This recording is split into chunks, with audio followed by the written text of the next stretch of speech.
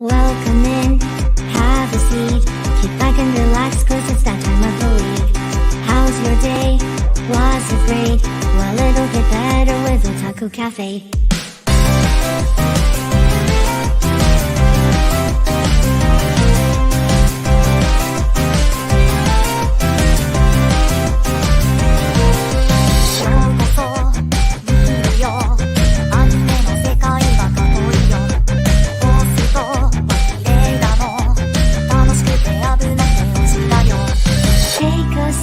Nostalgia, let the memories bloom. All these stories in my head are gonna make me go boom. Kick back and relax, turn the volume to the max, bob your head until you're dead. Yeah.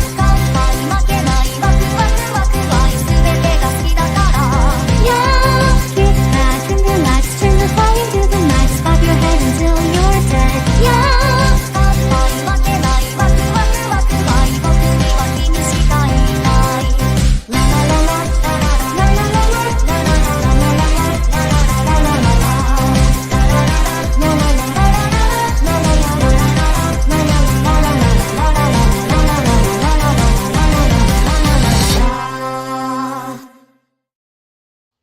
Goki Kenyo, minasama, daijoubu desu ka? Hey I am your CEO of Otaku Cafe, Ethan speaking. Yoroshiku onegaishimasu. Today I am joined by the notorious, the guy with too many shows, Chris. Chris, what's up, buddy? Hey, I'm doing all right. Well, it's better than the alternative. It's Just better than Matt finished today. catching up. Gotta love the last minute grind, huh? Yep. Gotta love the last minute grind. You may be wondering how we got here, where Matt's not opening the show and we have Chris as his replacement. A rare chance where you don't see Matt on the show. Well, Matt had a little accident at work and Matt damn near broke his ankle. So Matt's now a gimp for the next few weeks, and he's got boo-boo face today, which rightfully I understand. And he's also on happy pills because I'm sure his ankle fucking hurts like hell. So you got us today. As someone who fucked up my ankle like a year ago, I understand the pain entirely. Yeah, but you know, he's got his significant other. He gets to have a nice, happy, healthy recovery full of love and showers and pills. And yeah, you know, better than some of us. I'll tell you what. If I fucked up my ankle, I'm by my fucking self, gimping around my entire house trying to get from point A to point B.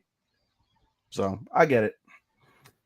All right. With that said, we'll do our normal spiel where we'll go into news, and then Chris is going to do a lot of talking early on because he's got a billion shows that I'm not watching. So yeah. Yay. All right, let's go ahead and kick this motherfucker off. News. First news. Light novel Isekai Mokushiko Miongyara. I believe I spelled that I said that all fucked up. Anyway, gets a TV anime. Scheduled for sometime in 2020, I'd imagine 2025. We get a synopsis. Takuto Ida succumbed to illness at a young age and ended up reincarnating in a world that resembles the fantasy turn-based strategy game Eternal Nations. Not only did he reincarnate into his favorite game, but as the god who commands the evil civilization Myongara. With Myongara's beautiful hero unit, Sludge Witch Atto by his side, not even legendarily difficult race traits will stand in the way of restarting their civilization. All right. That's okay. Let's see what we get. A second episode of second season of Tensai Kizoku Kante Skill de Naregaru announced for fall 2024. Or better known as a reincarnated aristocrat, I'll use my appraisal skill to rise in the world. So following its completion on Sunday, it announced that it will get a second season. Chris, is this one of your shows? Huh? What? No, that's not one of my shows. That's not one of your shows. Wow, one of the rare shows Chris is not watching. There's only a few.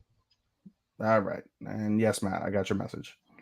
What do we got else? What do we got else before I move on? Not that one. Not that one. New anime.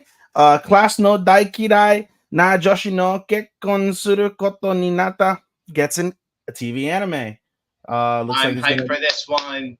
Yes, I did see. I think a preview of this. AKA that Japanese translation is "I'm getting married to a girl I hate in my class." I think I did see something on this, and it looks very It interesting. was it Currently, wasn't much, but I'm reading the manga for this series. I really enjoy it. yeah, yeah, Hopefully, the anime lives up to my expectations. that makes sense. That makes sense. Done. Send that to Matt. Send that to Matt. That's done, and then we'll put mine on there because fuck it, why not? There we go. All right. Yeah, anyway, so synopsis, now that we've gotten that taken care of. Synopsis.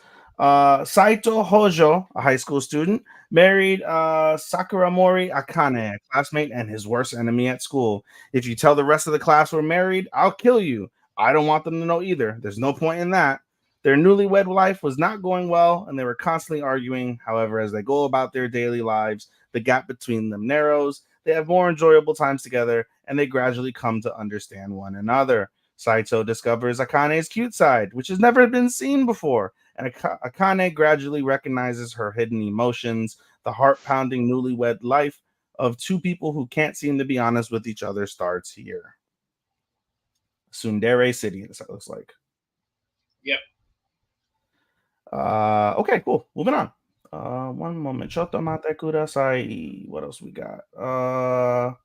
Let's see. And we'll get into those momentarily. Yep, that's there. Okay, and basically the last three news that we have is pretty critical, I'd say. The first one is we get actually I combine two of them, Tsukimichi and Unnamed Memory, both shows that Matt and I watched. Or sorry, not Matt and I, Chris and I watched this season and thoroughly enjoyed, are getting second seasons and third seasons respectively of the show. Tsukimichi gets a third season following its pretty solid conclusion on Monday as we record on Wednesday, and Unnamed Memory, bafflingly so, gets a second season. Perhaps not. Chris and I will debate that momentarily. Definitely looks like the second season is going to be in winter 2025 for Unnamed Memory. So we're going to get that sometime in the December, January timeframe. And then for Tsukimichi, just probably sometime in 2025, I'd imagine, from that standpoint. And then last but not least, Chris, I don't know, to your heart's content or to your heart's sorrow, My Hero Academia ends its manga run in 5 chapters in 2 Yeah, it's months. finally over.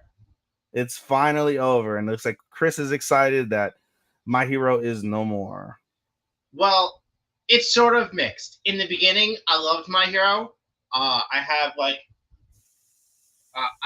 an Oraka pill right here. Momo supremacy. But as it's been nearing the end, I've been realizing, man, if only the show didn't take place within a year. If only they spread out this whole it's just too small in my. Is that really a whole like calendar year from the beginning of this show to like the end? It can't be. Okay. So right after manga spoilers, but who cares? Right after the final fight, they were in epilogue territory. They're just starting second year of high school. What? Yeah. The final fight that's happening right now in the anime. Yep. So that fight gets finished, and then they just go straight into an epilogue, and the epilogue is the second year. Yes. Well, there's gonna be multiple epilogue chapters, but the one that came out like 2 chapters ago was them them finishing their first year. That sucks. Yeah, it could have been so much more. They barely showed any of the characters' backstories. They're only just shoehorning them in the final, a couple of them in the final fight. They could have really like spread this show out or spread the series out to the full 3 years. That sucks royally. Yep. Especially when My Hero Academia Vigilantes a spin-off not even made by Horikoshi is so much better in my opinion to base My Hero. Shaking my fucking head. That's great. Well, I guess we'll enjoy the ride while it's here, I suppose, eh? All right, cool. So that's it for the news. Chris, you've got a bunch of shows to talk about. Let's go ahead and talk about your shows. All right. I guess I'll start with shows that I'm only watching, then go into shows that me and Matt have watched. Sure. So, okay. I guess I'll start off with fucking show you dropped, Astronaut. Oh God, you're still watching that? I finished it. It's over. I really enjoyed it. I don't see the whole like issue you have with the space battle at the end, but in the beginning, but they had another space battle at the end. For some reason, basically, the whole story is about this princess of a planet called Wid. Joins, lands on Earth to try and find this key that her mom left behind to her spaceship, or it gets revealed that's for the spaceship. They find the key right at the fucking front door of the building. How convenient. It turns out it's the key to her mom's spaceship. And after it's revealed the pretty boy space alien was a traitor, the inn turns out to be the spaceship, and then it turns to a fucking Voltron robot where they have a fight against this invading force. Oh That yeah, it was awful in my world. Yeah. A lot of it, while that part was pretty goofy, I did enjoy the romance aspect of the show. I really did enjoy the comedy. The opening was pretty good. But other than that, I can't really give it too much praise because I don't know. It seemed like it didn't really stay with its plot for most of it. It was just slice of life, and we're going to ignore the main plot until the last 2 episodes of the show. I can't really give full or good descriptions for these shows because I'm only just talking about the finales at this point. Yeah, sure. No, I get it. Yeah. Let's see. So what'd you rate it? 3 out of 5. Okay. Wait, I can't talk about Ranger Rejects finale. It's not happening. That's next week. I'll talk about Date Alive, season 5 next because this is a show I had my hopes for. I talked about it with Sean the last time he was on. Yeah. The season 5 finale was pretty good. Or season 5 in general was pretty good. Bunch of life to death battles, people dying, beloved characters for like the last 10 years just getting fucking killed. Nice. Easily, coming back to life. The finale was pretty good. I have one complaint though, and they like pretty much skipped out on the main ending that of the show. Like the one that's manga based? No, the manga didn't finish for the light novel. Major spoilers. Basically, what happens is Mio, the original spirit who created all the other spirits in the show, gives up her life in order to stop the destruction of the world by the main antagonist, Isaac Westcott. That happens. What doesn't happen in the anime is because she sacrifices herself and dies, Toka, which is a being created from Mio, also dies. But they didn't show that.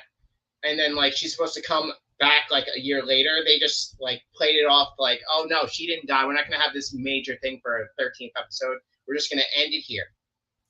And it was sort of disappointing. But besides that, I'm giving it my props. It's like a 4.5. A 4.5 despite the botched ending. Wow. The botched ending is why it's not a perfect 5. Oh, okay. So if they like give it an OVA, then it's going back to 5, like for that last bit, because they can always like say, "Oh, this is what happened in between," because they sort of time skip it. Yeah. Okay. Uh, We found out one of Chris's top 5 shows of the season. All right, there we go. oh yeah. What's next?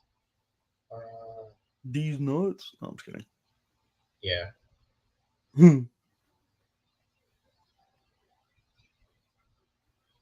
I guess I'll talk about. You're not watching God's Game We Play, right? Nope. Okay, I'm gonna talk about God's Game We Play because it was one of the English simulcast series this season that I, along with Monster, which I dropped because it was shit, and the Kaiju 8, which was It's great. not shit. Yeah, it was not shit. God's Game We Play is sort of in the middle between being shit and not shit. The comedy was great. The fan service was excellent. The last 2 episodes were sort of. The last episode was terrible because they had a. I'm getting ahead of myself. The final arc of this show was them going into a unbeatable labyrinth, which sucked in a bunch of other humans, and they needed to beat it in order to escape. The legend said like the person who created it is died because they were so bored of waiting for people to do it. Whatever. They sort of made it like a Dark Souls difficulty where everything kills you one shot. The puzzles make no sense. So last episode we had a bunch of hot anime babes take a pool or go into a pool to take a bath to clean up so they can get past this dungeon. It was like a PowerPoint presentation. It was just showing stills of these girls like in bathing suits and bikinis just swimming around in the pool. It was so they did it for the anti-fan service motherfuckers. They're like, look at the opie bouncing around. Nope, stills. Giggles and just stills. And then for the finale, they finally do, after a bunch of time skips of them like figuring out they need to get 100% in order to awaken the final boss, they do it. The final boss turns out to be Anubis, a moron who kills like all of her allies in like right in the beginning. After the fight, it's pretty anticlimactic, and they just go up, oh, hey, time to go play more games, and it was really boring. So I'm going to give this one also it's 3.25. Okay. Cut. Above mid. Well, it's all mid, but yeah. Like, above the flat mid. It's just regular mid. It would have been worse, but they pulled at my heartstrings and had Alia sing the opening. The band that did the band that did the ending for both fucking what was this shit romance series with Luna? With Luna. The Garu with the earring who was dating that simp guy, and the sister was also after him. Oh, the fuck. It's like stepsister or some shit. No, I can't remember it. Whatever, but you know what show I'm talking about, right? Yeah, I think I know what you're talking about. Yeah. Yeah, they also did the ending for Tales of Wedding Rings. I really love that band, so I really love that band. So like that. I like the ending. I like the ending of Tales of Wedding Rings. Not only simply because of the fact that you get stills of lingerie. Oh yeah. The fan service did. The fan service is great, but no, the song is actually really solid. Can't wait for season 2. Oh joy! Don't worry, they actually fuck. Yes. So, yes, they actually fuck. I don't know if they're gonna show it in season 2, but they actually fuck. Send it to High Dive. We could actually see it on High Dive. True. Let's see. Fucking. Next, I guess I'll go on to Train. The big one. Train was great. Train was fucking awesome. Choo choo. Starting off, it shows fucking Poison Pontaro, whatever the fuck that dude's name was, escaping with Yoka, trying to keep her away from all the other friends. Human Pochi gets straight up almost killed by Dog Pochi. There's some stupid battles. We got a fucking Asno style DDT right off the bat.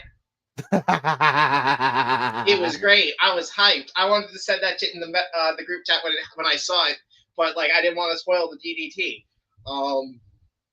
Afterwards, it shows the two dudes who were controlling the land that was full of little people, and the dude who was controlling Undead Alice's world, try and help Poison Potaro, but they got completely wiped out right in the beginning.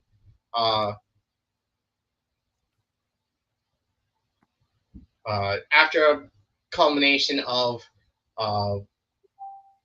discussions between Yoka and her friends, they had a heart-to-heart where they realized that they both fucked up. Poison Potaro comes back to try and kill him, but gets knocked out by the dude who has a fucking swan on his head riding a duck boat. And Yoka fixes the world, redoes the 7G, saving everything. Then the ending is all five of them heading back to Asno, but the world is still slightly fucked up, but not completely fucked up. But like, I really enjoyed the series. It was the ending was great. It's sad that we didn't get Gatunk again. For this show, I'm gonna give it 4.25. All right, it's another top 10 contender in Chris's mind. There we go. Oh no, my top 10 are my top 5 are easy because I talk about them all the fucking time. The last 8 are gonna be slightly difficult. Do I have anything else I want to talk about? I guess I'll go with. Huh? I was gonna say, might as well throw a condition called love in there. Do I have to? I feel like condition. Wait, you're not watching it, right? I gave up on it. I stopped after 7. Oh, you did give up on it. Oh, wait, and Matt didn't talk about it. Matt didn't fucking talk about it. Okay, so I guess I'll talk about a condition called love. So basically, it turns out that Hananoi is like a way worse stalker than we thought. Oh no! So it turns out that Hananoi knew Hotaro when they were kids, and she was his first love. Oh my god. Also, it turns out that he was there when she got her hair cut, and because he was a bitch at the time, didn't fucking do anything and feels regret. Awful. Absolutely awful. But that show, which is like completely out of left field, by the way, because like they didn't show like him having like because it seemed like for the most part he was already stalkery due to his commitment to like girls were, but he didn't have like they didn't show like an extended level of him like chasing after her or like keeping her close. Right. He seemed like hungry. passive. Huh? I said someone's hungry. Oh yeah. Or yeah, it's just a cat that's trapped because it's not fixed. But he seems passive in the beginning. Like if he really wanted to be with Hotaro again, due to the fact that she was his first love, I thought he would be like more proactive in it. Sure. Be like, hey, you don't remember this, but we went to school together, and I loved you then. I even love you now. Be with me. The reason why he doesn't do that is because he would have to reveal, oh, hey, I was also there when you got your hair cut, and you were bullied, and you lost a feeling of what love was. Awful. Yeah. This show's another 3. Psh, barely. Yeah, I can see that. Yeah, barely. Fucking. I guess I'll do fucking. Are you watching Windbreaker? No, I'm not. No, you're not. Nah, I got my fill with Tokyo Revengers, and I was like, oh, this is gonna be another delinquent anime, so I'm good. It's better though because there's no stupid time. Main character actually. Okay, so you know how we joke about how Jujutsu Kaisen is the king of jump-ins. Main characters just jumping in, beating the crap out of one guy. Yeah, I can see that. Windbreakers is reversed. One guy beats the crap out of like 10 guys. Fucking great. There's no stupid time travel plot. There's no dumb fucking weak main character who only cries. Yeah, I guess I'll finish it off on Windbreaker. This episode of Windbreaker follows after the battle royale between Bofurin and the enemy team. What's the enemy gang? I forgot what it is. It's something with Tiger. I forgot. Too many shows. And it's and the class 1A is because they're class 1A. Has to decide their class's grade captain, which is basically the one who rules over their class, making sure they stay in line, don't do anything to get themselves in trouble, leaves them on patrols and everything. Everyone's like, hey, we're gonna make the main character the class captain because he can talk shit and he isn't afraid of getting hit. Main character is shy because he isn't for it because he's shy and he's not really good with social situations. And fuck, it was like wait, did this episode end? Fuck, I don't remember. Damn, I watched too many shows. I need to stop. I would tell you that all the time, bro. Like, yo, I don't know how you keep up with 30 something shows a season. It's astronomical. It's because I need to filter some of the great shit with some of the bad shit. Nah, there's no such thing, bro. I'm not gonna watch no bad shit. You crazy? I try my best not to.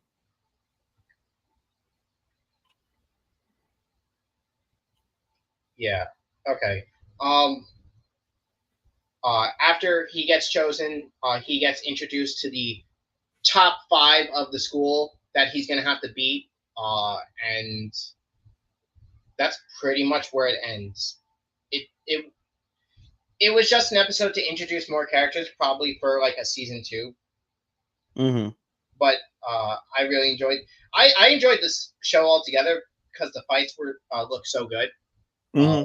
I'll actually later send a clip of some of the fights to the group chat just so you can see them. For this show, I'm going to give it a 4.25. Okay. Not bad. My only downsides were the show were there wasn't a lot of like focus on the main characters as in their backstories, while because I believe, as Sean said last time he talked about it, they went over the rival gang's backstory way too much during the whole tournament thing, and not so much on our guys. Mm-hmm. And that's where I'll end it. You can start your shows. All right. Well, I don't have many because you watched them all. So Yep. I only have a couple. The first one I'll start with is Tadaima Okaeri, our Omegaverse anime. And basically for our season finale of that, it wasn't terrible, I'd say. It was cute. In the end, it's Yuki as well as Hikari, but Yuki really starts convincing Mochizuki to open up his heart and, give Masaki and Hiromu another chance, in terms of like the whole alpha omega, like can't live with alphas if you're not fucking them type of vibe. And they have like, a meeting eventually because basically Masaki texts Mochizuki like, "Hey, I'm gonna be at the park, normal time. Be nice to see you." And so he does show up, but he's still tense. He apologizes, but he's still tense about everything. And when Hikari asked to play with Michi, he's like, "Nope, can't do it. Nope, cannot do it." And it's basically Hikari that's just like, "I want to play. Like, please let him play. I love playing with him. I love Michi, all this stuff." And like at the end of the day, it's the power of a child. You want to say no a lot of times to children, but children are children, and it's really difficult to say no.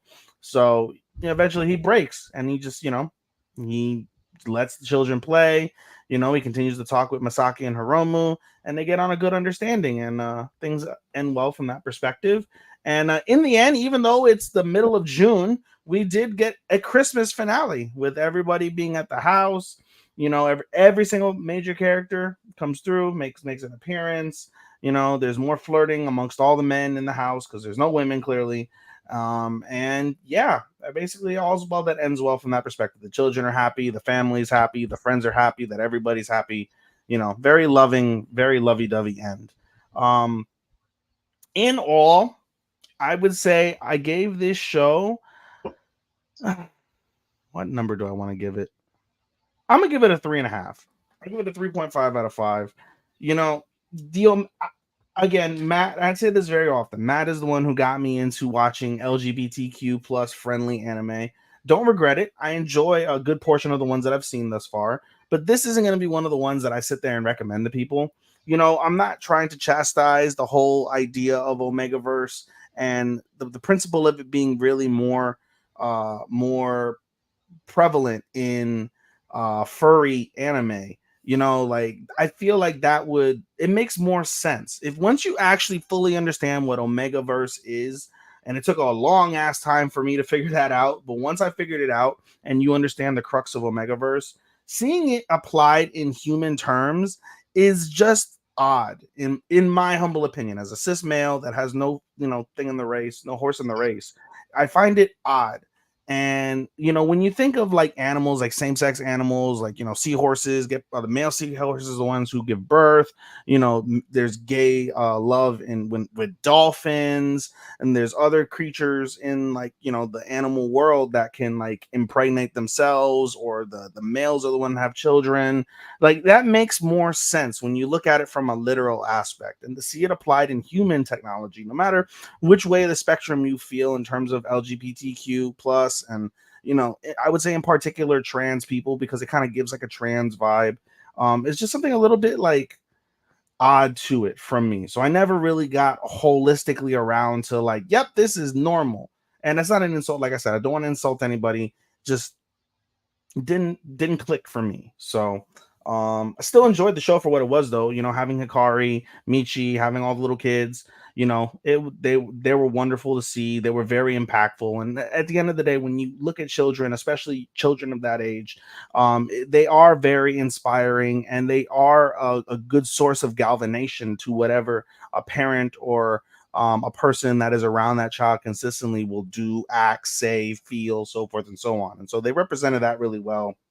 And all things considered, Hiromu and Masaki, though they were a wonderful couple. They were one of the better couples of the season, in my opinion. Who wouldn't want to have a husband like Hiromu? Who wouldn't want to have someone to like take care of the house like Masaki? I thought they were a wonderful pair, and I thought that their love was very like vibrant, exuberant, like very out there, but very warm. There was never any sense of real dissension or anything of the sort that you get with normal couples. They just fell into dissentious circumstances at times, but they all persevered, and I thought that was fabulous. So 3.5 out of 5 for me for Tadaima Okaeri. And then the other show, I guess, that I could talk about, since you're watching all the other ones with me, are what's it called? My Hero.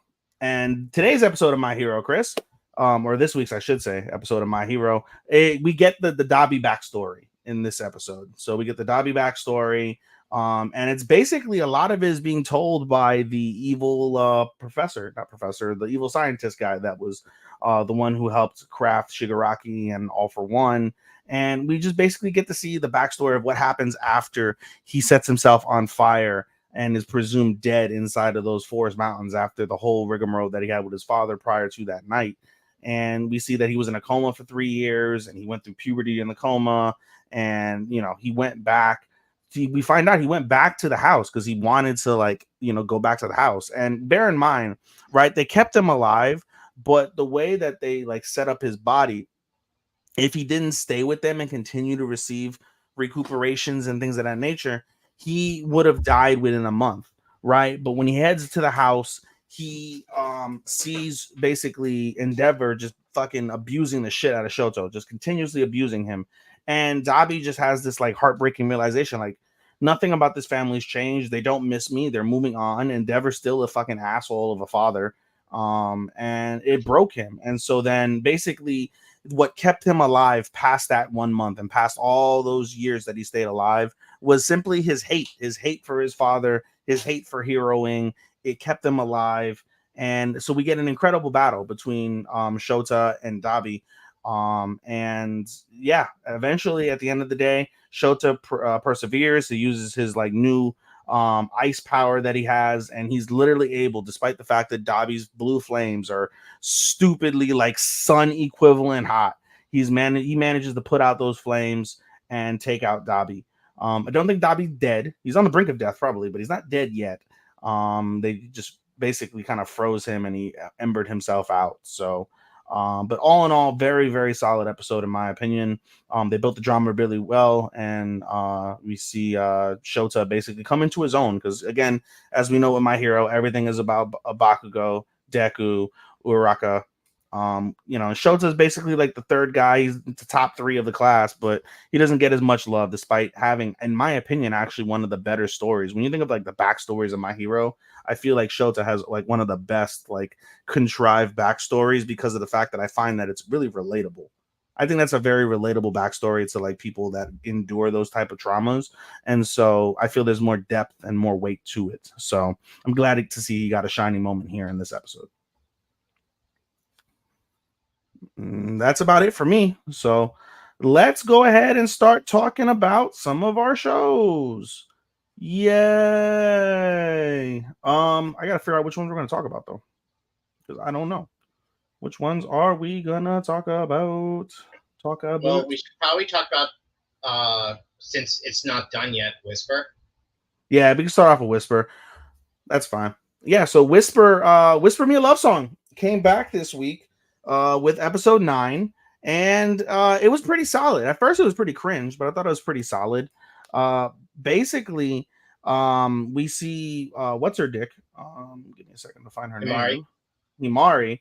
She finishes hearing Shiho's story, and she wants to, Shiho tells her like, hey, what you heard, don't say shit. Nobody knows, don't want nobody to know. Keep it between us, a secret between friends. Okay, no problem.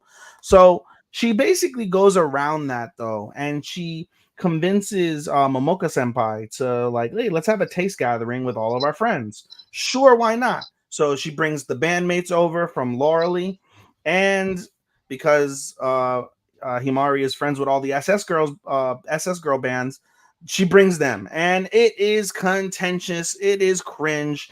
It does not go the way Himari wants it. Even Shiho is pissed off, like, hey, I told you my secrets for you to not do some shit like this, because this is some bullshit, bitch.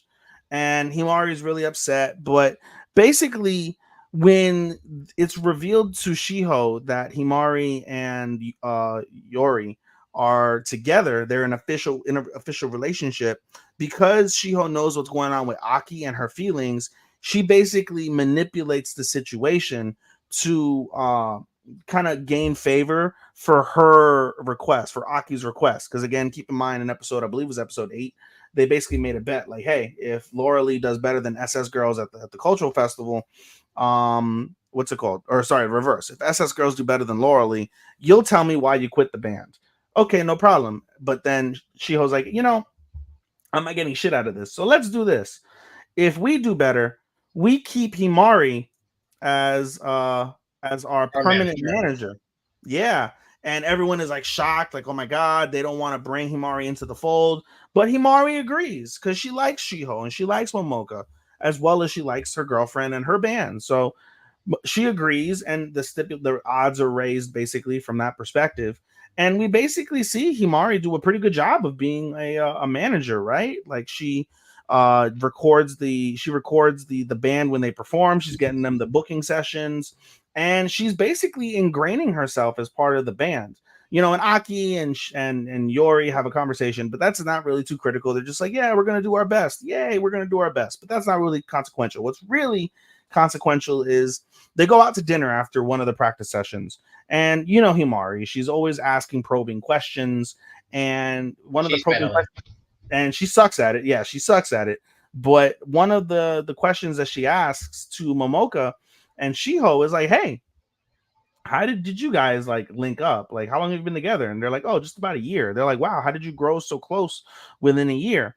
And the mood immediately goes somber. And they're basically like, yeah, it's about that time of year, isn't it? And they're like, yeah. They're like, hey, are you available next Sunday? And she goes, yeah, I should be. And she's like, okay, great. We're going to take you somewhere and we're going to explain to you how we got so close. So presumably it's going to be something with a dead person, I would have to imagine, right? So that's pretty somber from that perspective, but it adds intrigue from that piece as well. So we'll look forward to episode 10. Chris, any thoughts on what transpired in Whisper? Shio probably has a huge fucking crush on Aki for her to be reacting like this. No, I don't think on Aki. I think she's got a crush now on Himari. Well, I meant before. Like why she left, because Aki had a thing for Yori. Now she realized, oh hey, Yori's with fucking Himari. But Yori wasn't part of the band when she had left prior to. No, Yori came into the band. I meant Shio had a thing for Aki. Shio had a thing for Aki, but because Aki knew Yori like since middle school, yeah, she had a thing for her. Yeah, I can see that. I can definitely see that. But it's a good episode. It was a good episode. I'm really disappointed that I can't put this in my 13. Well, we're not going to be doing it till like the 10th, right? You should be able, since it's ending next week. Or no, they said they don't know when they're gonna. They don't know when they're gonna put episodes 11 and 12 out. I think that was what they said in the thing. They're like, oh, episode 10 is. Are there 12 episodes? There are 12 episodes, yeah. Unless they changed it to 10. I don't foresee them changing it to 10. There's no way, because they have to go through this sad episode of whatever this reveal is going to be, and then there's going to be probably one more attempt to like try and wrangle Himari in, or try and like talk the girls, their final like preps, and then episode 12 has got to be the cultural festival and then its results. And don't forget, also they're on summer break now. The cultural festival isn't until they even get back from summer break. True. Yeah, but they're probably gonna like time skip it. Yeah, I guess. I don't like things like that. It's like, give me like give me more. You know what I want? I want more. And it doesn't have to be erotic, obviously. It's kind of where my point is going, but it doesn't have to be erotic. I'm gonna see Yori and Himari get closer, like intimately, like physically more intimate, like kisses on the lips, hand holds, like embracing, like long embraces. That almost never happens in Yuri romance series. If you want a show that just has Yuri kisses, watch Sakura. That's an old ass fucking anime from like 6 years ago. It's not that old, damn. I thought you were gonna tell me like an old ass anime from like the early 2000s or the 90s or something. But no. Anyway, so that's what we got basically for Whisper Me a Love Song. Moving on. Let's go. I'm gonna try and get all of the penultimates out the way before we get onto finales. Mushoku Tensei. Yeah, right. Let me see. Yeah, no, I want to save Mushoku Tensei. I want to save that. I'm gonna save that for like a little bit. Let's go with well, no, Misfit didn't have one this week. All right, let's go with Spice and Wolf. And this week's Spice and Wolf. Pretty solid. Isn't this technically a chapter of the last episode of the season? No, I think the previous week's was. I don't know. It's a continuous course. So it's just episode 13. True. Yeah, so it doesn't matter. It doesn't matter. Yeah. So let's just talk about Spice and Wolf. Pretty solid episode. Basically, Nora Holo and what's his dick? Kraft. They have like a celebratory private dinner, and Nora and Kraft are hitting it off, and of course we Yo, get Carlo gets fucking, fucking jealous. of course, always gets jealous, but at the same time she's exhausted. She did a lot of work in her wolf form.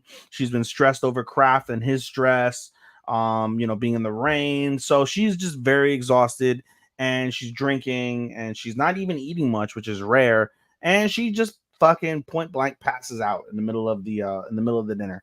And so Kraft becomes fucking caretaker, and he basically brings her back up by himself to the inn, lays her down, changes her, I think, puts her underneath like multiple blankets so she like doesn't get cold, and goes and starts doing a bunch of research on how to help people get over colds.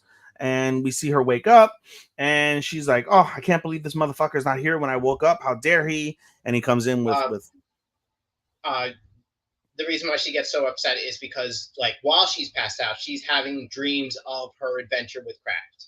Yeah, she is, and she's And really then, like, reminiscent. and her's like, oh man, why is he like so focused on this stupid shepherd bitch? Focus on me. I'm Hollow the Wise Wolf. Mm-hmm. Basically.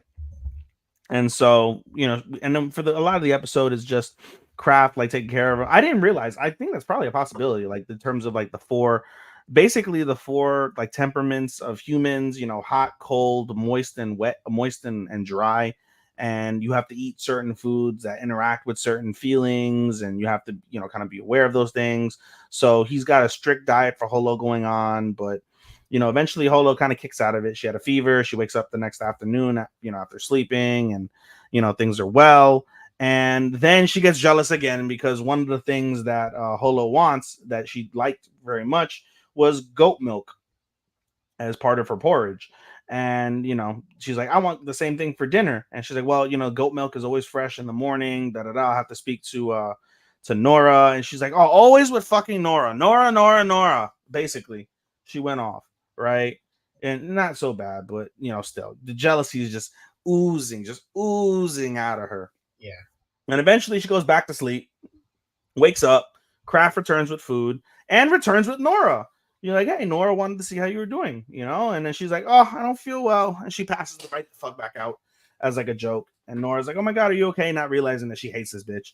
But they end up having like a pretty decent conversation, and all things considered, like, they're pretty, like, I would say that they're straight. There's no contention between them. And basically the episode ends with everybody laughing as Holo continues to get better. Making fun of Kraft being a foolish sheep. Basically making fun of Kraft. When in doubt, make fun of Kraft. And Kraft just sits there and the takes after credit. There was an after credit? I think it was an after credit where it shows Hollow talking to the silver-haired wolf girl, aka possibly her daughter. No, I did not see this. It wasn't anything big. It was just Hollow, the girl asking about Kraft and saying that's not all there is to your adventure. And then Hollow's like, oh no, there's plenty more where that I can talk about. So and that's where you got that it's the end of the season. That makes total fucking sense. End of the core. Yeah. That makes a lot of sense. Okay, I didn't see that part at all. Yeah, that was after credit. Oh, okay. Yeah, that makes a lot of sense. Okay, cool. And we'll continue on with the adventures starting on Monday again. Mm-hmm. All right, moving on. I guess we can talk about. No, I want to. No, I want to say. There's Demon Slayer. Yeah, I know. This is a new episode. This is a part of the new season for Slime because we had a new opening. Yeah, we had a new OP. Yeah, let's talk about Slime. Let's talk about Slime, then we'll talk about Demon Slayer, then Kaiju, then Mushoku. Yeah. You saw Kaiju? Yes, of course I did. Of course I fucking saw Kaiju. It was so good. It was so good. I can't wait for the English. All right. So let's talk about Slime real quick. New core of Slime means new OP. Not a bad OP, I'd say. Fucking Minna Ryan, the queen of isekai songs, is back with the ending. Yeah, all these like type of. I just listen to the song. I'm like, okay, it's not bad. It's not bad. But no, the episode is basically a lot of planning again, discussion. Yeah, a discussion. lot more, a lot back to discussions, back to conversations. Basically, Rimuru is planning the festival for everybody and trying to get like his ducks in a row. Like all of his people are all doing their own thing or prepping their own like display showcase type of vibe. And yeah, like I said, just a lot of that. And then also from the other side, a lot of planning from who's the Asian guy that is evil? I forget his name. The Asian, you mean the one guild leader? No. The one who told Haruka that Rimuru was evil. Yeah, basically. I'll look it up. Let me click on the fucking thing. What's his fucking name? It's somewhere here.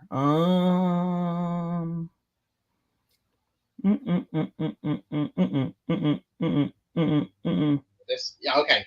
Yuki? Kagurazaka Yuki. Yeah, Kagurazaka. Yeah, so Kagurazaka basically is also doing his own planning, setting the stage for what I imagine is going to occur at some point in Core 2. So that happened, and then yeah, just Rimuru going back and forth with one of the guys from the other town. Is his name here? Who's that fucking guy? These are all the main characters. This like slime ball looking fuck. Slime ball looking fuck. Yeah, he's like the slimy guy. He's like fat. He was like talking to the other dude that was about like, you know, he's talking about slavery and shit. And he's like, I don't want to be a part of this bullshit. And basically kicked him out. Talking about the merchant? Yeah, the merchant. We can just call him the merchant. That's fine. Not a big deal. So yeah, so him and the merchant had a lot of good conversation back and forth in terms of things. And basically, one of the key things that they discussed is Veldora wants to do a hibachi fucking grill. And so he's like, hey, can I get your 5 best people to help Veldora? And don't worry, we'll protect them. They're not going to die. And assuming they do great, they'll get an extra prize, an extra reward because they helped Veldora, the fucking unfucking trained fucking dog dragon that we have in essence. And so there was a discussion from that standpoint. But yeah, like I said, just a lot of discussions in terms of like the future of the episodes to come from that perspective as they continue to push on to the cultural festival. So not a lot otherwise to it. So not bad. Yeah, it was just mostly discussion, which is a lot of episodes of Slime. Now, yeah. Recently. Yeah, this season especially has had a lot of discussion. And it's like, all right, well, it is what it is. Okay, cool. Moving on. We'll go with Demon Slayer. Let's go with Demon Slayer. Yeah. Let's go with Demon Slayer. Himajima did nothing wrong. Who? Himajima. The oh no, he didn't do nothing wrong. He didn't do anything wrong. Basically, Himajima, of course, we get his backstory. Yeah, we get his backstory as Tanjiro basically manages to push it a whole show. He put one show 378 feet. He pushes it, and he's overheated. He's exhausted. He's dehydrated. He's literally about to like just die from dehydration. And then we see Hiwajima come, just fucking pour gallons and gallons from his fucking gourd onto fucking Tanjiro. But basically tells Tanjiro like, hey, you know, I acknowledge you. You did amazing in the Sword Village arc. Like, you know, you put the villagers over your demon sister, and that's commendable. And he's like, no. He's like, my demon sister made the choice for me. He's like, I was weak and I hesitated because I care about my sister a little bit more than I care about the villagers. But she took the choice out of my hands and she made it for me to take care of the villagers. So I can't take credit for that. And even then, Hiwajima was like, I still acknowledge you because you just acknowledged that before me. Like, you know, like, hey, and he mentions, Tanjiro in particular mentions, he's like, my journey isn't about me being so righteous as you claim. My journey is about the people that help me along the way, not stray from the path that I'm supposed to be on. And, you know, basically it touches Hiwajima because he proceeds to give his backstory about how he was a caretaker to a bunch of orphans, and the kids were all very sweet kids. But kids are selfish. Kids are very, they don't understand the world. They don't understand the consequences of when they are selfish, things of that nature. And so we see in particular one of the kids, naughty kid, he stays out too late, and a demon finds him. And the demon's like, hey, I'm going to eat you. And he's like, no, don't eat me. Eat everybody else and leave me alive. So he basically leads the demon to the orphanage. And the basically Iwajima puts every single night he puts out wisteria incense to keep the demons away, because again the demons are more prevalent in this time.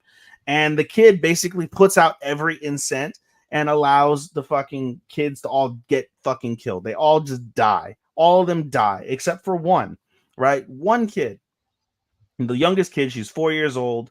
She listened to Iwajima and basically was like, hey, she's like, stand back, don't look, don't do nothing. Like, all right. And she does. And he proceeds to go and with his bare fists just pummel the absolute shit out of this demon for hours and hours until the sun rises and the demon's body is no more. However, because of that, freaking the body's not there. There's 7 dead children. And the girl, because she wasn't paying attention or looking and seeing what was going on, pins the blame on Iwajima. And basically, he's sentenced to death. He's in a cage. He's all fucked up. And he's sentenced to death. And he doesn't blame the child, but he just says, like, children don't know any better. And so I've always had that, like, idea that before you, children don't know any better. And if it wasn't for Oyakata, the master, he wouldn't have survived. He would have been killed. And so because he was saved, he turned himself to be a demon slayer, and now he's one of the best demon slayers that there is. And so we get that backstory. It inspires Tanjiro. Tanjiro's very, like, I'm very grateful to hear the story, and he promises to keep fulfilling, his tasks and things of that nature. And then he basically goes off on his next adventure, and he ends up at Giyu. But prior to that, I am skipping a point. Prior to that, we see as Tanjiro is moving the stone, what's his dick? Zenitsu, his crow gives him a letter, and it's a funny interaction between him and the crow. But when he reads the letter, it's not so funny. We don't know what's in the letter, but basically Zenitsu is dead, like just dead, stone face serious, and he's basically like reevaluating a lot of things in his life and where he is as a demon slayer and where he wants to be as a demon slayer. And again, we don't know what's going on at this stage, but it's very serious to the point that Zenitsu, the fun-loving fucking scaredy cat, is just dead serious, and he's in like a meditative mode.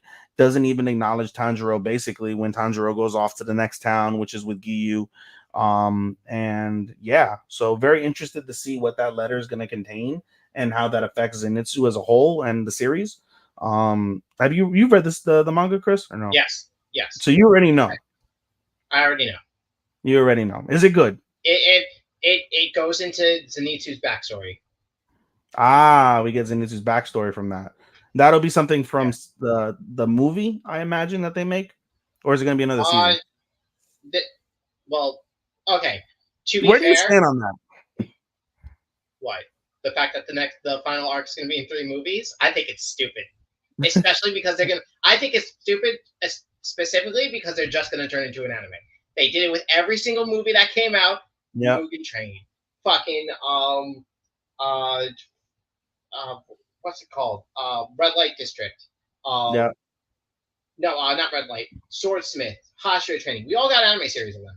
They're going to just turn this one into a fucking anime series as well. I'm not even like holding my breath of them not doing it. What is going to surprise me is how they're going to fit fucking 9 fights into 3 movies. Because that's what's going to be. There are 9 fights in those 3 movies for the final arc. And they're all pretty big fights. 9 fights, but there's only 4.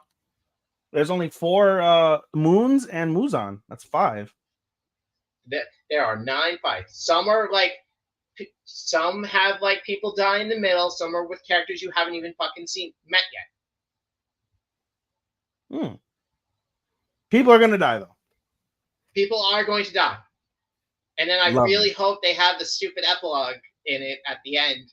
But knowing my luck, they probably won't, and the movie's gonna turn the movie's gonna go down in rank because of it. Oh no.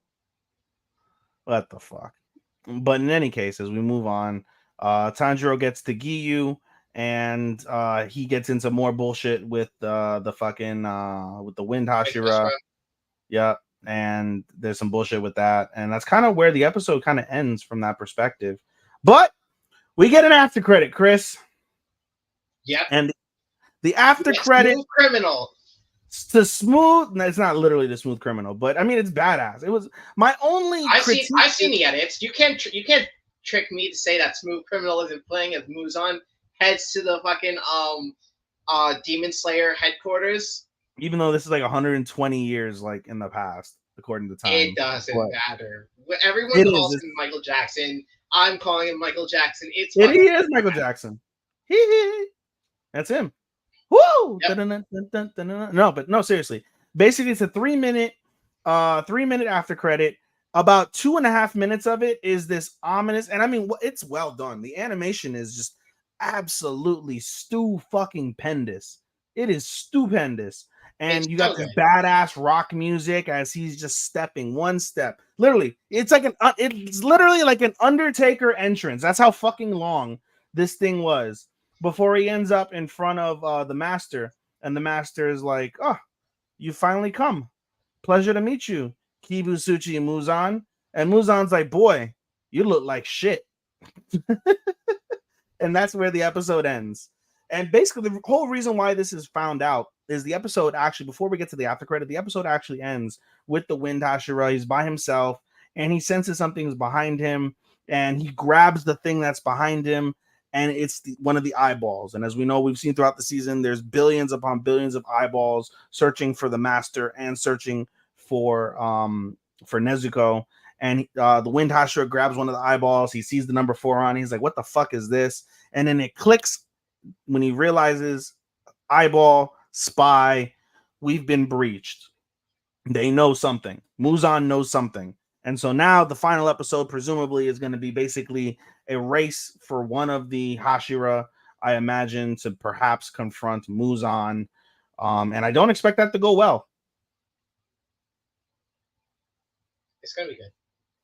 But we anticipate it's going to be good. And as we said last week, I believe it was last week, these episodes, episode 7 and episode 8 of Demon Slayer, the final 2 episodes, are longer than not. Episode 7 was a 31-minute episode. We anticipate episode 8 is in the hour block in Japan. That's going to be somewhere around 45 to 50 minutes here in the United States, since there's no commercials from that standpoint. Unless you're watching on Hulu, then why the fuck would you watch on Hulu, you stupid idiot? Just pay the money, watch it on Crunchyroll. But in any case, yeah, so that was Demon Slayer. Still a great episode as a whole, though. I'm enjoying the series this season. It's just, for the first time in a while, like, it's not going to be ranked very high in the awards, honestly. Sadly. Yeah, I mean, yeah, I don't have it rated very high whatsoever. So, but we'll see how that final episode moves it up. I think, honestly, depending on the final episode, it's got a chance to move up one place. If it's that amazing of a final episode, maybe 2. Maybe. But I doubt it. I think it's going to stay where it's at, or it's got a shot to move up one place in my book. So, all right, moving on. Kaiju number 8. Chris is mad it is not in dub. I want it to be dubbed. The voice actor for Kafka is so... I love all the, like, English voice actors for this show. Yeah. I watch it obviously in sub. I watch everything in sub unless I absolutely have to watch something in dub. This probably would have been the one. I didn't watch anything in dub this season after the horrendous fucking dub that I felt watching, which was Metallic Rogue last season. I was like, I'm not watching this bullshit in dub. Fuck out of here. So I watched it in sub. Glad I have now in retrospect, because then I wouldn't feel the imminent or the immense regret of having to switch to sub after watching the first 10 episodes in dub. But nonetheless, the penultimate of Kaiju number 8 was fucking phenomenal. It was phenomenal. The episode starts off with basically Kafka trying to like figure out what's next, things of that nature. And actually, no, I lied. The episode starts off with them like determining what they want to do with Kaiju number 8. And they're basically saying, we got to kill this motherfucker and turn him into a weapon. You got to. And the head of that decision is the head director of the Kaiju Defense Force, and that's Shinomiya's father. And before we get to Shinomiya's father, we basically see what's his face? We see Kafka, and he's trying to figure out what's next. And eventually he gets brought. He's like, all right, we're moving you over to HQ as per standard, right? And he has to speak to Hibino, and he's just like, I just want to apologize. He's like, say nothing, say absolutely nothing. And he's walking, and they walk him in front of all of his platoon, in front of all of Squad 3. And Squad 3 just stands there, and he's like, I can't even look them in the eye. Like, I can't imagine what they're feeling. And Ichikawa breaks rank, and it says, Senpai, I hope to see you soon. I have faith you'll be back. Right? And they shut the door on him. And Mina is like, yep, that motherfucker's doing 50 push-ups because he broke rank. And as they drive off, we see the vice captain tell everybody salute, and one of the heads of the kaiju force is like, why the fuck are you saluting? And he's like, we're saluting our superior officer, Mina, captain, or whatever fuck rank he is. And he's like, yeah, that's good. He's like, yeah, there's no reason why you salute a fucking kaiju, you fucking bitch. And we head off to basically a conversation, an internal conversation that Mina has with Kafka. And Kafka just flat out says, like, Mina, is there any way that I could stand with you? And Mina looks at him and is like, we're building a case. He's like, we're following protocols, but we're building a case to try and help you out. We want to show them that you are human, and that's the goal. And I was like, so the short answer in essence is, yeah, maybe one day you could still stand by me, and I'll be waiting for you. And she's got a smile on her face. Like, it's a nice touching moment. And we see Kafka just begin to just bawl crying because he's had this moment, not with his superior officer, but with his former childhood best friend, who he cares about very deeply, and vice versa, as we come to find out. Mina's not heartless. Mina doesn't simply ignore his existence. She knows exactly who he is and what their child's life has like represented, like their children's life rather has represented. And I should say childhood. I keep saying like childhood, what their childhood lives have represented. And hopefully we get a good answer from that. But nonetheless, they bring him back into headquarters, and he's reshackled again. From there, basically we see everybody try to call in favors. We see what's his face? The blue-haired fuck. What's his name? He tries to call in for help from his like family. The former JSTF member calls in favors from his commanding officer. Yeah, Aoi and Izumo in particular. They're the two. Yep, they call in favors, trying to like do what they can to try and get Kafka like not killed. And then we finally see Shinomiya, and Kikoru goes up to her father and was like, I believe in Kafka. Please don't kill Kafka. And her father is like, he's a fucking kaiju, the same kaiju that killed your mom. In essence, it's a kaiju, right? And she's like, yeah, but I believe in him. Like, no matter what, like, he still saved me. And the father's like, you just want to talk about your failures, don't you? Get the fuck out of my sight. He's like, wait, before you get the fuck out of my sight, though, look at this. And hands her a sealed envelope. And she opens the envelope, and it's a picture of Kafka's heart. But it's not exactly a heart. His heart has become a core. It's a kaiju heart. It's a core. And he's like, that's no fucking human. That's a fucking kaiju. And so the whole goal that Kafka, again, has in mind is stay human, no matter what, stay human. Show them you're human, right? And so we see the commander Shinomiya, basically he stands before Kafka, and he puts his fucking suit, like his suit on, and we get the backstory to like his suit. In particular, it's the entire suit and a pair of gauntlets, right? And the gauntlets have the branding 002, and they talk about how in the year 1972 this kaiju number 2, almost destroyed an entire major city in Tokyo. I forget which one it was. It wasn't Tokyo. I think it was Kyoto or Hiroshima, something like that. Almost destroys the entire fucking city if it wasn't for them taking it down. So this guy is OP as fuck. And basically he's trying to kill Kafka. That's the goal. He's like terminating kaiju number 8. He's trying to kill Kafka. Kafka's playing defense, right? He's playing defense.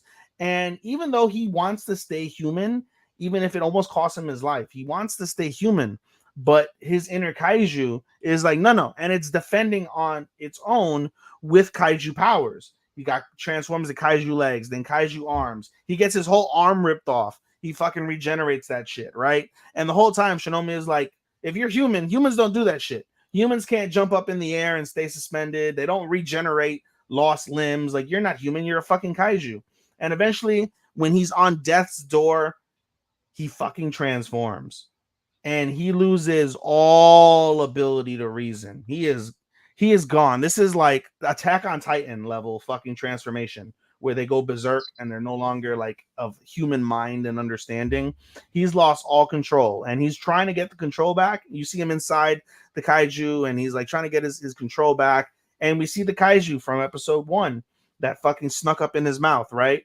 And all the kaiju saying is kill, kill, kill, must kill. And we see Kikoro. Kikoro's been there the entire time, freaking out that her friend is about to die, and then gets happy when he stands up for himself. But then notices, yeah, there's something not right, because the kaiju, never ever have you seen Kafka's kaiju react and sound the way it did, and it goes on the offensive to end the episode. And Shinomiya, his response to that is like, oh, so you finally realize who you really are, kaiju. And the kaiju is just about to fucking tear this fucking guy limb from limb as the episode ends. It's so good. It's fucking amazing, dude. Matt finally picked it up. And Matt finally, yes, Matt has picked it up. Matt is about halfway through the show. And Matt's response to us, ladies and gentlemen, is, damn, I hate that kaiju is going to bump something off my list that I really enjoyed. Good. Damn right. It's not a completed list without kaiju number 8. It's not a completed list without kaiju number 8. How dare you? How dare you ever have a list if it doesn't have kaiju 8 on that bitch? Have you done your awards yet, Chris? Yeah, I'm pretty much done. How many awards has kaiju won? Just the number. Don't have to tell me what awards there are.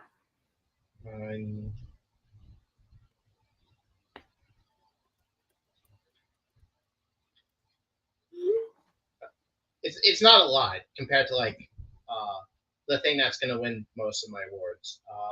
I've won. It's won so many of my awards. 2, possibly. It's like, depending on how the next episode goes, it's going to either be 2 or 4. Okay. Yeah, I'm at 7. It's sweeping so far. It's incredible. But in any case, yeah, dude, it was absolutely phenomenal. I love how kaiju in particular will always give you they always know the exact spot to cut the episode. The cliffhangers in kaiju are really well done. It's literally like getting blue balls. The people would complain about that as like a negative, like, oh, you're getting blue balls. You want to see what happens. And some people Starman has loved kaiju since the episode 1. He's been talking about it even before. Like when we were in winter, he was talking about how amazing it was going to be. So he watches it week to week. But knowing how Starman loves to binge certain anime, I can agree with the people that are going to sit there and binge this shit, that this is well deserving of a bingeable series. That you get the absolute most, and you are on the edge of your seat from the time you start the binge to the time that binge finishes. So they do that job really well. And it's just incredible. Like I said, that episode is absolutely incredible. And just seeing how this ultimate fucking kaiju, this Dai kaiju, right? A 9.8 fucking magnitude kaiju is gonna fucking go against who they do say in the episode is the strongest kaiju hunter to ever live, basically. Yeah. So it's pretty fucking wicked. And last but not least, for our penultimates, Chris, Jobless Reincarnation, Mushoku Tensei. Yep. This was a good episode. Basically, Rudy is still depressed, clearly, right? He's still depressed. He doesn't know how to. It's been a week. It's been a week since Father's Day, and and Zenith being mentally handicapped. Yep, she's become a mental vegetable. What they didn't show right in the beginning of the episode before the scene,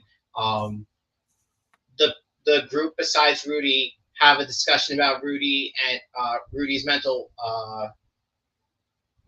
state, because he hasn't eaten, he hasn't drank, he doesn't get out of his room.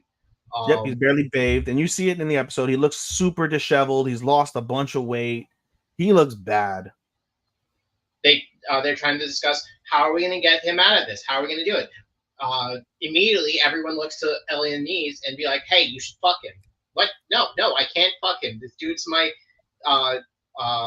is married to my granddaughter. Revealing to Roxy, who didn't know previously that he was married, due to her flirting with him the entire time. They were traveling in the dungeons, and she gets very upset about it. Yep. And the only reason why I know it is because my friend who talks nonstop about this, comparing like stuff they didn't show in the light novels and this, shared the pages. I was able to read it. But going into the beginning of the episode, Roxy comes in to check on him. Yep, she does. And like not even 2 minutes in, she's fucking him.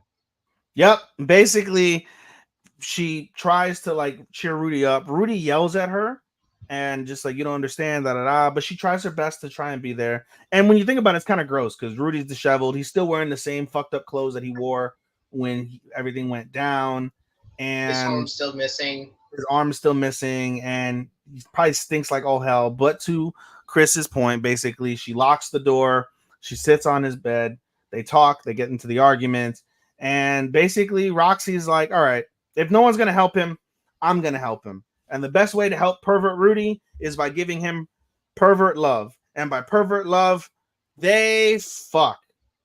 Roxy fucks Rudy. Literally, she's like, don't worry about anything. I'm going to do it all. And she fucks Rudy. And they wake up the next morning, and Rudy's like, what the fuck? What is going on? And of course, Roxy's embarrassed. She wakes up naked in his bed. Like, she's like, you feel better? You got to come. You feel better? She didn't literally say that, but that's what, in effect, what it was.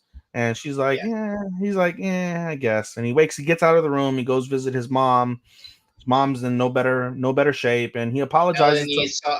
Elliot saw the two of them coming out of the same bed in the morning. He's like, okay, we need to talk. Yes. Girl talk now. Basically, yeah, girl talk now. And so, what's it called? And so after that happens, basically he goes to visit his mom. He apologizes to Lilith, saying, like, I'm sorry, I haven't been here to help, And Lilith's like, can I just be honest with you, talk freely? And she's like, yeah, go ahead. And basically is like, my job is to take care of her, right? That's going to be my job, is to take care of her. I think Paul would tell you the same thing. You need to take care of your own life, your own devices. You need to like get your shit together, basically, right? And this is what it is. That it's not going to change. So let me do my job. You do your job. And that helps Rudy. And eventually they set back out for home, right? And they're on their way home. And there comes a point where basically they're camping for the night. And Roxy talks about her feelings to Rudy. And Roxy's just like, hey, I love you.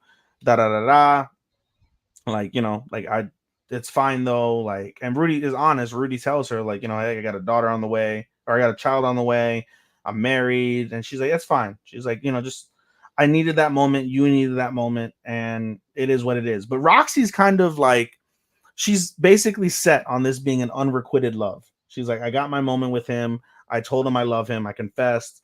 Like, I'm good. Like, I don't need anything else. I'm hurt, but it sucks. It is what it is. So they continue on. And Rudy, again, and throughout the entire conversation, Rudy doesn't know how to like handle it, because he wants to like hold her because he likes her, but he's just conflicted on what to do because he wants to stay faithful to Sylphie, even though he's already not, because he fucked her, right? So, and that's what the thing that Roxy said in particular. She's like, no, you didn't. You were still faithful. I took advantage of you on a weak moment, and that's what we're gonna tell people if they ever ask or they ever find out. I took advantage of you during a weak moment. You didn't do anything. I did everything. You just laid there and you took it because you were weak. Okay, no problem. So they end up back in the snowy forest. They're back in town through all the portals, and Rudy had them blindfolded so they didn't see how and where they're at and all these things and where the locations are, things of that nature. No idea. And they're heading back into town. And again, remember from earlier in the season, it's about a week's travel, right, to get to that portal to the town. So they're about a week away now. And Ellie talks to Rudy and is very upfront, like, hey, I think you should marry Roxy. And he's like, huh? What? I should do what? And he's like, yeah, she loves you, and it's not fair to her. I want Roxy to be happy, and she would be happy with you. And she's like, well, what about Sylphie? And she was like, well, you'll have to talk to Sylphie, but I think this is what's best. You should marry her. So she's like, you want me to talk? You want to talk to her? Let's talk to her. And she brings her out of the tent, and they have a conversation. And Rudy is stumbling. Rudy has no idea how to broach this subject whatsoever. He's dancing around it. Roxy's like, yeah, and everything Rudy's saying, she's like, yeah, I know. Yeah, I know. Yeah, so what? Is this all you had to talk to me about? And then basically Rudy's like, all right, fuck it. I'm just gonna say it out loud. Roxy, I love you. How would you like to be Roxy Grey Rat? And she's like, huh? And she's like, yeah, Roxy Grey Rat. And Roxy realizes, like, oh shit, I just got proposed to. And then she's like, well, wait, don't you have to talk to Sylphie? And he's like, yeah, I'll talk to her and we'll go from there. And she's like, all right, I'll tell you what, you talk to Sylphie first, you get her to agree, and then you ask me that question again once you have your answer from Sylphie. Okay. And more or less, that's how the episode basically ends. Yep. Is Rudy's proposal. So, pretty solid. Good episode. I was hoping we'd see a little bit more of the sex. They're not going to show it. I know, still. Boo. It's funny. I was on Twitter, and I follow a lot of hentai pages on Twitter. And one of the hentais, right, it showed Roxy and Rudy fucking, and the caption said, Rudy this morning, ha ha ha ha ha. And it's just fucking balls deep in this bitch. So I sent it to Matt, and I was like, oh, this is what they're saying on Twitter. And he's like, he'd already seen the episode, and he's like, yep, it happened. So that was funny. All right. So that's it for the penultimates and other episodes. At this stage, we've got some finales to talk about. We have approximately 1, 2, 3, 4, 5, 6, 7 finales, I think. Let's see. I think we got 7. We got Tsukimichi, Unnamed, Vampire, Duke, Jellyfish, VA Radio, and Disappearances. Yeah, it sounds about right. All right, cool. Let's start with the one that we both think sucked. That is Vampire Dormitory. The show doesn't need a season 2. Let it die. I fucking concur. Literally, they set it up perfect for a season 2, except this is a show that nobody wants to see a season 2 of. No fucking point. Basically, the episode starts off, it's wedding day, and, Mito's happy that she gets to marry Ren, and Ruka comes in, and Ruka's like, yeah, wish you a bunch of happiness. Here's your wedding gift. It's the love locket that I gave you, the love charm, like the neck charm, the neck tie, whatever, the choker, neck choker. There we go. The neck choker. And like it turns red when it shows somebody's love, and he holds it, uses his vampire powers, gives it to her. It's blood red. It is pure red. And she's like, I love you. I wish you all the happiness in the world with Ren. Okay. And he fucks off. And Mito starts crying. She's like, I don't understand. Why the fuck am I crying? What is going on? I don't understand this at all. And so then we fast forward to the altar scene. There, everybody's getting married. Ren says, I do. The question is posed to Mito. Mito is like, she can't get the words out. She's hesitating. Everybody in the church is like consulting, like, oh my god, she's gonna reject him at the altar. That's so fucked up. Da, da, da, da. And then Ruka comes in. Ruka says, nope. Even though you didn't ask if anybody objects, I object. And then we get Ren's father. And Ren's father is pissed off and is gonna basically use his Dampier powers to force Mito into the agreement, into the marriage. And Ren stops his father and says, nope, we're not gonna do it this way. And then all of a sudden, when that happens, we see Komori. And Komori is like, well, your plot's been ruined. Ruka found his true love. You tried to trick your son and trick everybody here with this bullshit. And he shows up with Miko, and Miko turns directly into the cat again. And everyone's like, oh my god, like, I didn't know this. And basically, there's a lot of back and forth with Ren's father, the Dampier, and fucking Komori, and all this bullshit that nobody gives a fuck about. And basically, The curse is broken because Ren wishes for the curse to be broken, and so Mito turns into a girl. No wig, tits. She's Tits got them out. all back. Yep, she's got it back. She's now a full-grown woman, and basically her and Ruka get to live a happy life. They return back to the dorm, and they share a nice moment together. We find out the next morning, no, they didn't have sex. No, they're not planning to have sex until like they get married. Boo. I don't believe it. I don't either. It was pretty passionate. They had a passionate makeout session in the bed when they got back. It was basically their what the fuck is the word? Consummating honeymoon. the wedding. Yeah, it was like honeymoon, consummating the wedding. I don't believe it. They're like, nope, we didn't do anything. We're not gonna do anything until we get married. Okay, well, Komori is like, hey, I gotta prepare for your wedding now, your real wedding with Ruka. So, don't be late to your own wedding, motherfuckers. And he fucks off, right?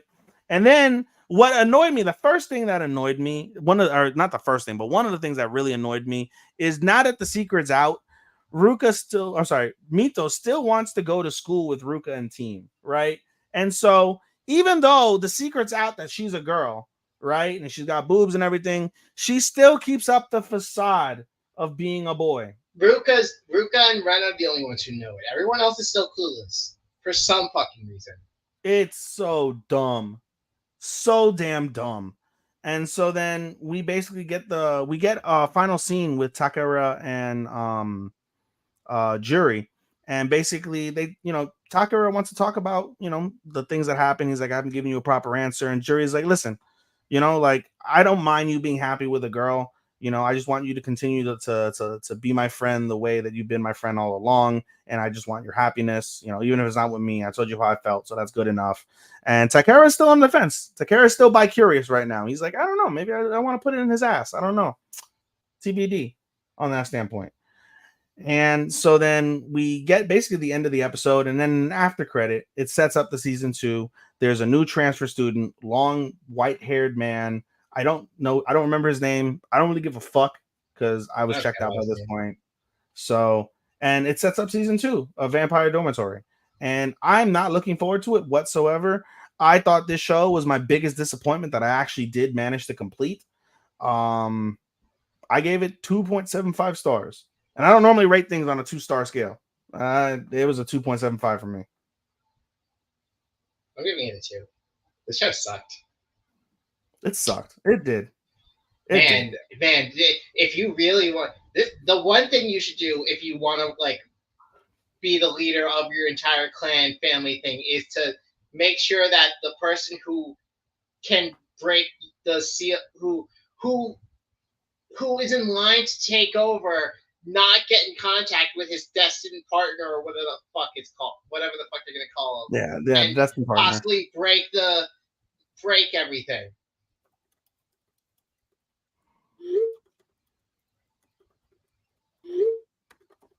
Sorry, I was texting my girlfriend. Anyway, I agree. It's bullshit. Like the plot is just so like dumb in terms of wanted to do that scene where he breaks her out of the spell. There's other ways to do it, like having him rush the altar without being it was stupid enough that that he's like, oh yeah, sure, he can work close to Mito. There's not going to be any negative repercussions to my plan at all. Not at all. And it's like, bro, really? Like, it's so dumb. And then on top of that, another thing that I skipped over that pissed me off is Ren, already heartbroken, right? He's on his motorcycle and he's driving off and he's like, he's like, I wish you and Ruka a bunch of happiness. And he kisses Mito and Mito does nothing about it. You're now officially with Ruka. You love Ruka. You dumped this man 3 different times throughout the series. He's still a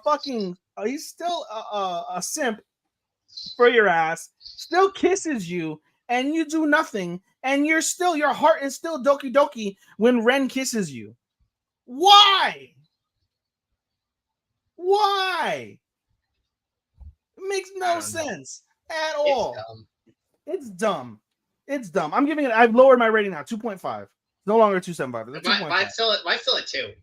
It's a 2.5 for me. It can't go to a 3. I can't. And it was just like, it had promise. The gender bender thing isn't a bad thing if done right, This wasn't done right at all. It would have made more sense if this was like anti yaoi, where you have gay people that turn straight for the girl. Because that happens. Not very often, but it happens in real life where gay people go straight or go back to being bi, I guess. So something like that. That would have made more sense. Would have all right, but no, this shit sucked. I'm glad it's over. I don't know. I'm talking shit about it. I really don't want to see a season 2, but I feel like if the season 2 is announced and it's like there, depending on what my list looks like, I may fucking watch it just for because I'm a completionist. But nonetheless, that was ass. All right. Yep. Anything else? No, that's all. All right. Fuck the show. Moving on. We'll go with Unnamed Memory next. Unnamed Memory. Unnamed Memory Finale. It was a good finale. So basically, the show picks up with Oscar helping Tinashe move out of the tower, and as he's moving her stuff, he notices the glass ball with all the runes on it, and he touches the ball, and he's like, "Where have I seen this before?" And the ball lights up, and magic is happening, and Tinashe tries to save Oscar and can't, and Oscar is transported away, to the same location, in essence, the tower, but in the past. How far in the past, Chris? 400 years. 400 years in the past, specifically. He is back to when Tudor still existed. He transfers back to when Tinashe was 13 years old, and we find out as we go along the timeline, he transfers about 6 months prior to the stabbing with Lanok, right? And so he's like, "Hey, I'm your husband in 400 years, and I need to get back to that timeline. So help me figure it out. Like, well, time travel is not possible. Well, I'm telling you it is because I just got here from time travel. So let's figure it out together, honey." And so they basically talk, but it's a good episode from the standpoint that we get to see baby Tinashe, and baby Tinashe is very mature for her age. Again, she's 13 years old. She's still wise. She's still got all of her powers. She's still brilliant. And we get to see the actual like infatuation that she has with Lanok as well, which as we come to find out, is not a good thing. But basically they get closer over time, and Oscar's even there for her because there are points in the episode where Tinashe breaks down because of the loneliness and because of everything that she has going on in her life, the pressures of being the queen of Tudor, things that are the prospective queen of Tudor, and things of that nature. And basically, Tinashe kind of manipulates Lanok to be able to get into the treasury, and she booby traps the treasury, so there's no magical implements. And we basically see Oscar get into the treasury that night, saying goodbye to Tinashe and all that. And he touches the stone, and the stone triggers again. And we think, okay, he's back to what's it called? To his present time. And so then we basically see Lanok come after a little bit after Oscar's left, and I don't know whether it's like it got moved up to that night, or you're on mute. Oh, I guess you're on the phone. All right, anyway, we don't know whether it's that night or not, but we basically fast forward to the stabbing scene, and as things are about to go down from the stabbing scene, we see Oscar saved the day. And Oscar, instead of traveling back home 400 years, he's traveled back the 6 months ahead to save Tinashe, save Tudor, and together they are able to easily defeat Lanok. They're able to withstand like Lanok, because Lanok, instead of using Tinashe as the galvanization of the magic, he uses himself, and he dies. He basically commits suicide to release the magic, and Tinashe is able to rein in the magic and save Tudor. And so now history has forever changed, because now Tudor doesn't get blown away off the map, and they're good. Fuck that guy. Hate him. Yeah, Lanok was shit. I agree. But as we come to find out, Oscar finds out that from the moment that you use that rune and you go back in time to whatever period you go back in time to, you've already changed history because you don't belong in that timeline. So everything in your timeline that you knew is already erased. It's gone. It's done. So rather than go back to a time that doesn't technically exist anymore, he decides to sacrifice himself to save Tinashe, save her country, let her be queen, let her enjoy her life at the cost of his existence. Basically, after he saved her, she's going to disappear. And he does. It's a very tearful, sad finale between them. And Tinashe closes her eyes. It's fine. And It's fine. She was only 13 at that time. Only 13. And he kissed the 13-year-old girl. How old is Oscar? Like 20-something? 30? Probably. And he kissed the 13-year-old girl before he departed. It's payback. It's payback because she kissed him when she was like 400 in something. At least they're both legal. I mean, we don't know what legality is in those times, but nonetheless, the optics are bad. 30 to 400 or 30 to 13. Optics are bad. But in any case, Oscar disappears and Tinashe lives her life. She lives the 400 years. She becomes queen of Tudor. Tudor never goes away. She's all powerful, but she continuously thinks of Oscar. And that's basically where the episode ends, with the announcement, as I said earlier in the episode, that we're going to get an Act 2, Unnamed Memory Act 2. And I imagine this is going to be her quest to try and get Oscar back into whatever timeline. So I'm not a huge proponent of it. I thought if it would have ended right here, it would have been completely fine.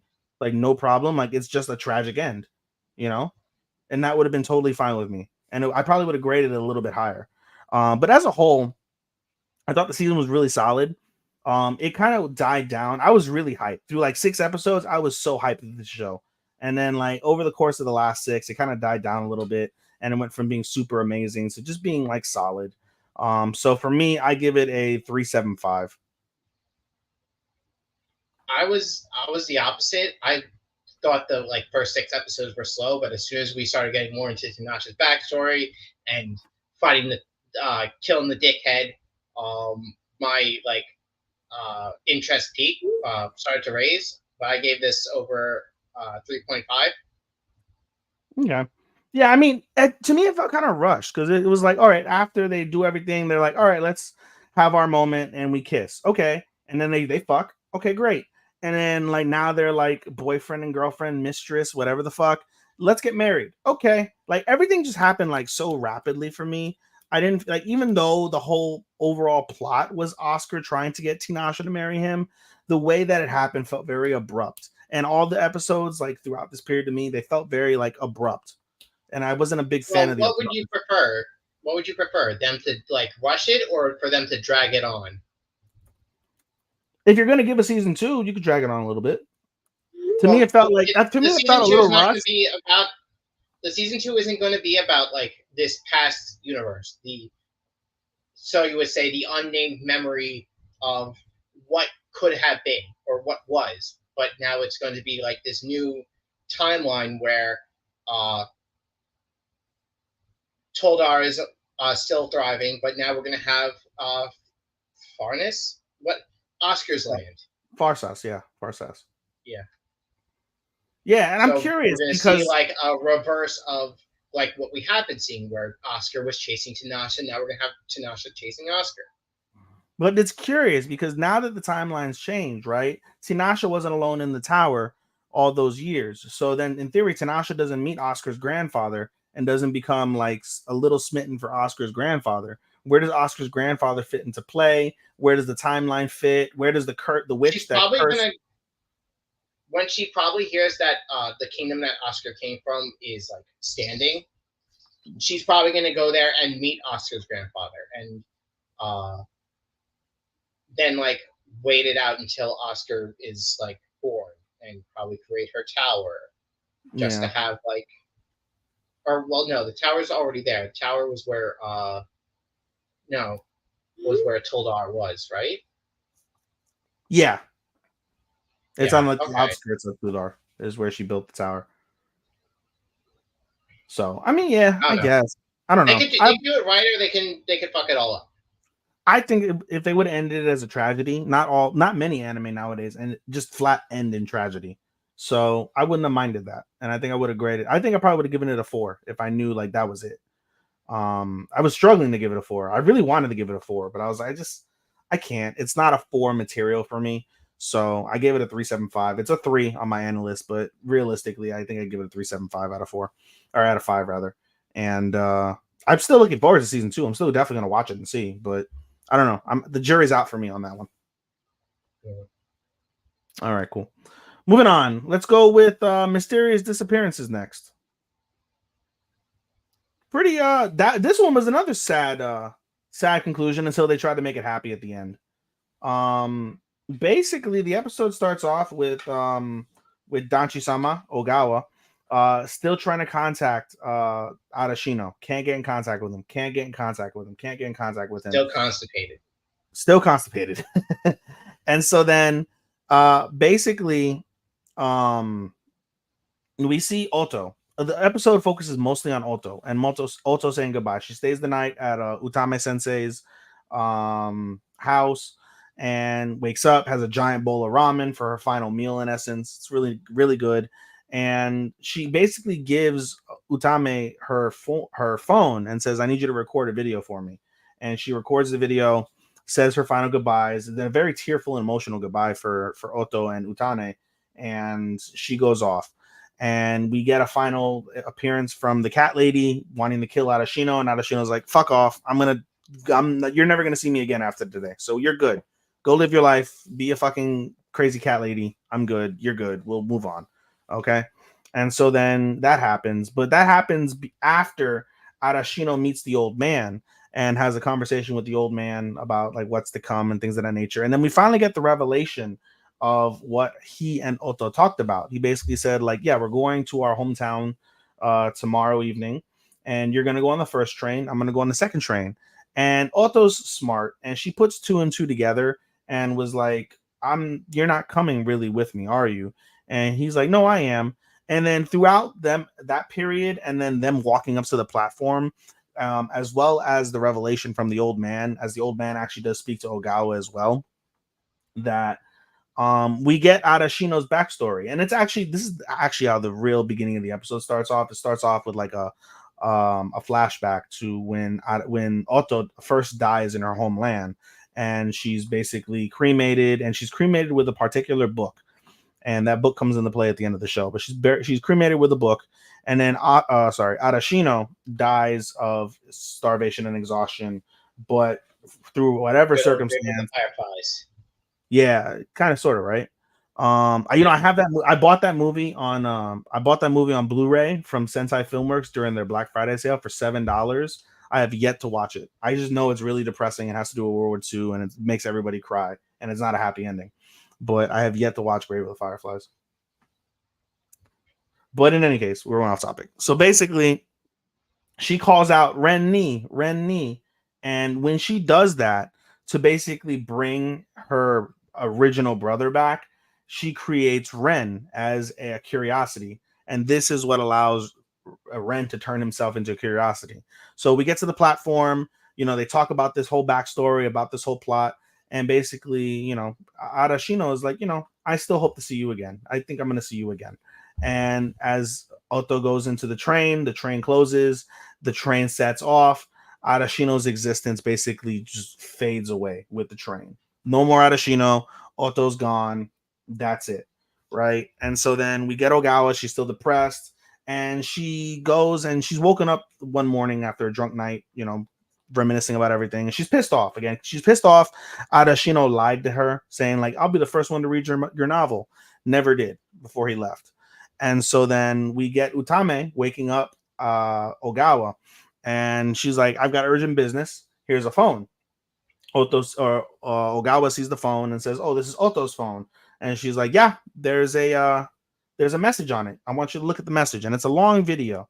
And it's a very emotional video from Oto. Oto basically says all of her thank yous. She's like, I'm sorry for not seeing you one more time before I left. I know it's insensitive of me.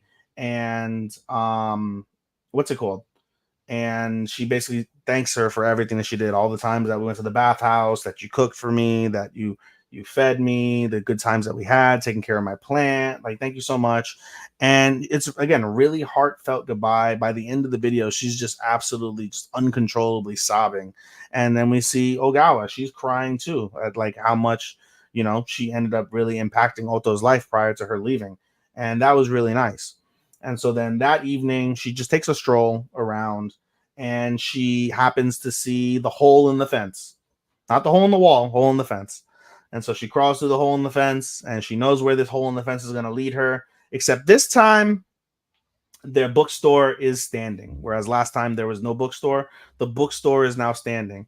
She walks into the bookstore. She greets the spirit, the book spirit, like old friends. They know each other's name, and basically she hands the book spirit her book and says, I give you this offering of my book that I wrote.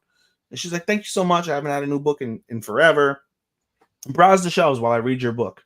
So she does, and she reads like a love story. And one of the original love stories that she read from earlier in the season when she picked it up. And she reads the words out loud. I don't remember exactly what those words are, but they're basically talking about love.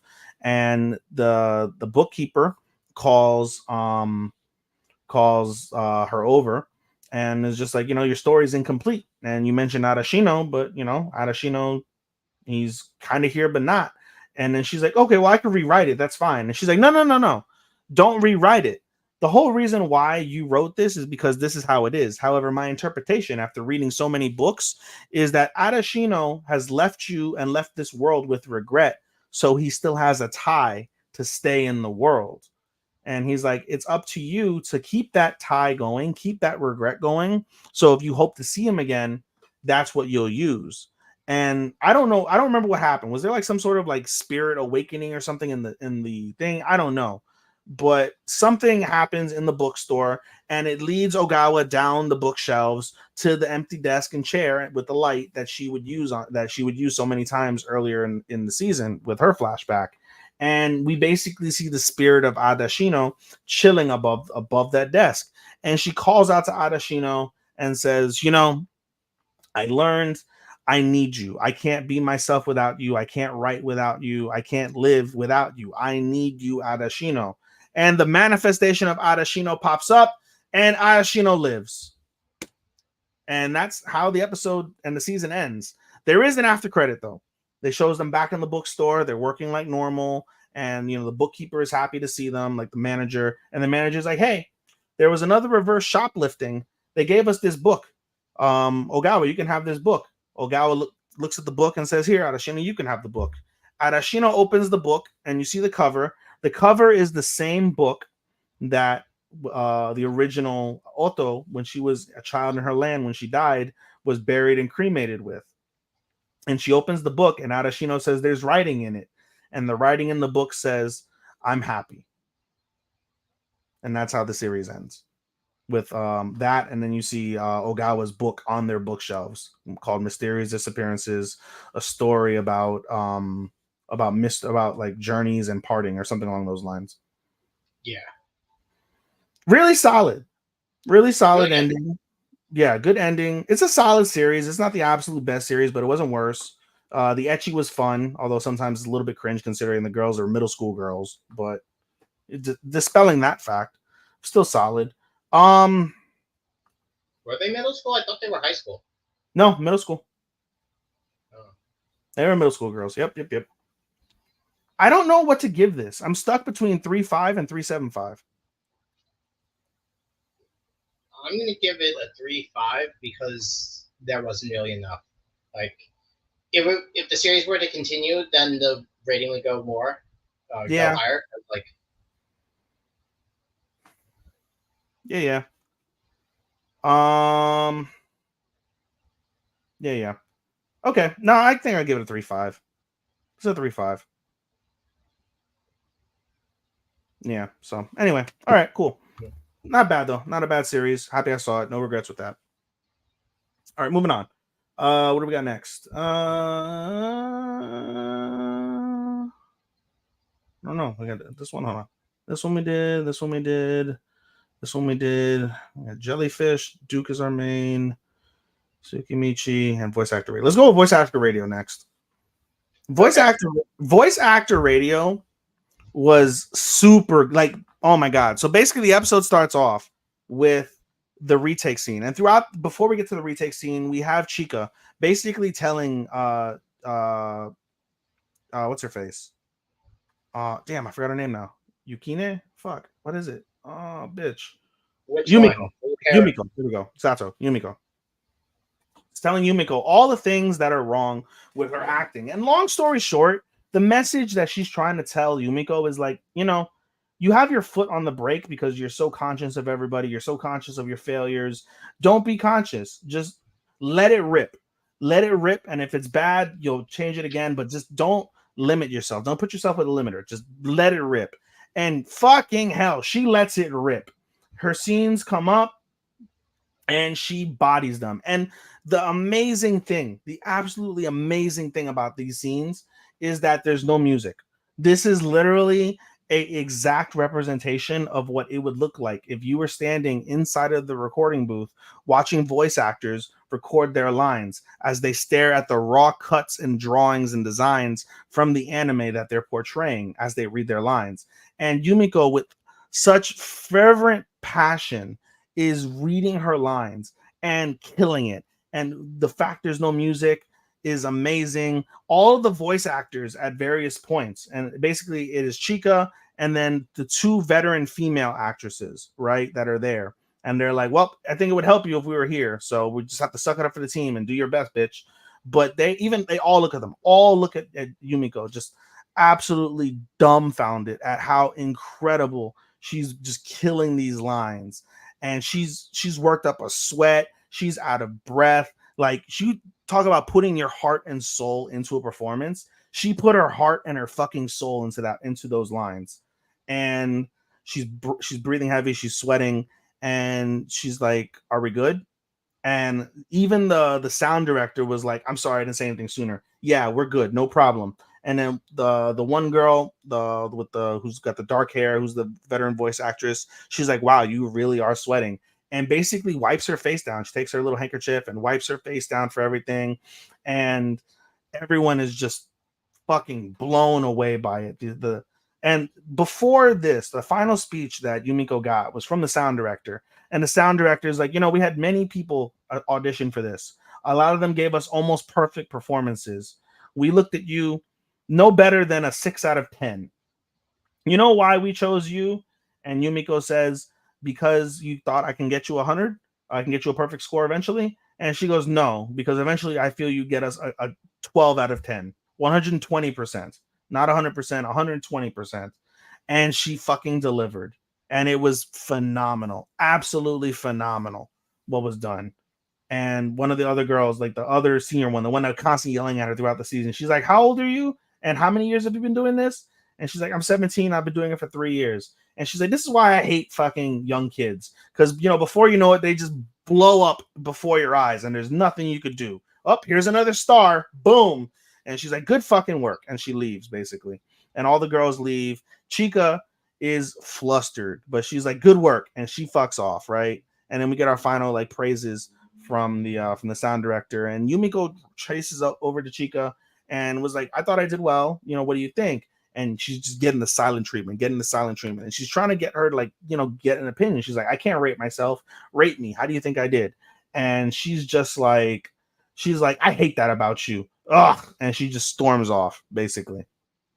And then basically the rest of the episode is them, like, talking nice about each other with the voice acting radio. It kind of basically comes full circle in essence. And I felt like all that part is relatively inconsequential, in my opinion. It was very comical where they have to say nice things about each other, but the real true piece of that episode was her just absolutely killing the lines. And before we moved on to the second part of the episode, Yumiko talks in third person about the future for the first time. And she says, at the time that we did the recording, we didn't know. By the time it aired, the anime community was blown away with how incredible those lines were done. But little did we know that at the time that we recorded it. It was awesome. That was fucking awesome. Yeah, it was great.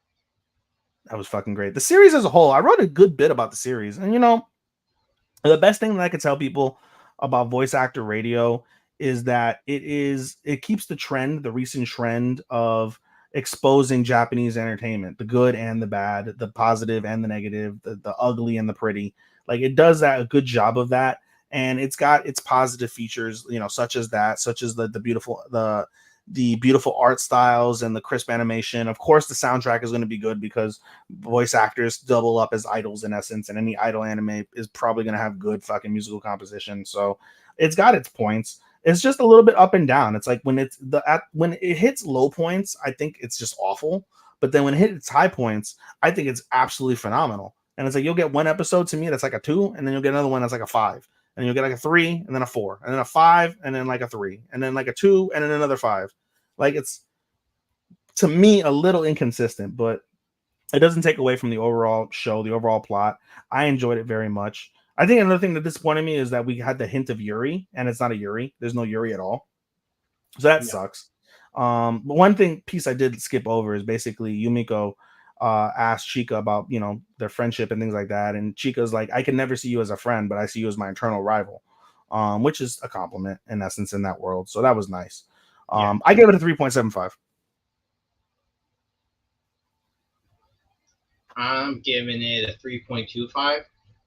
Mostly on the fact that like the final episode really bumped it up, but like my main issue with the show was like after the whole, I was expecting more of them being like actual like on the same level of voice acting when I first was getting into this show.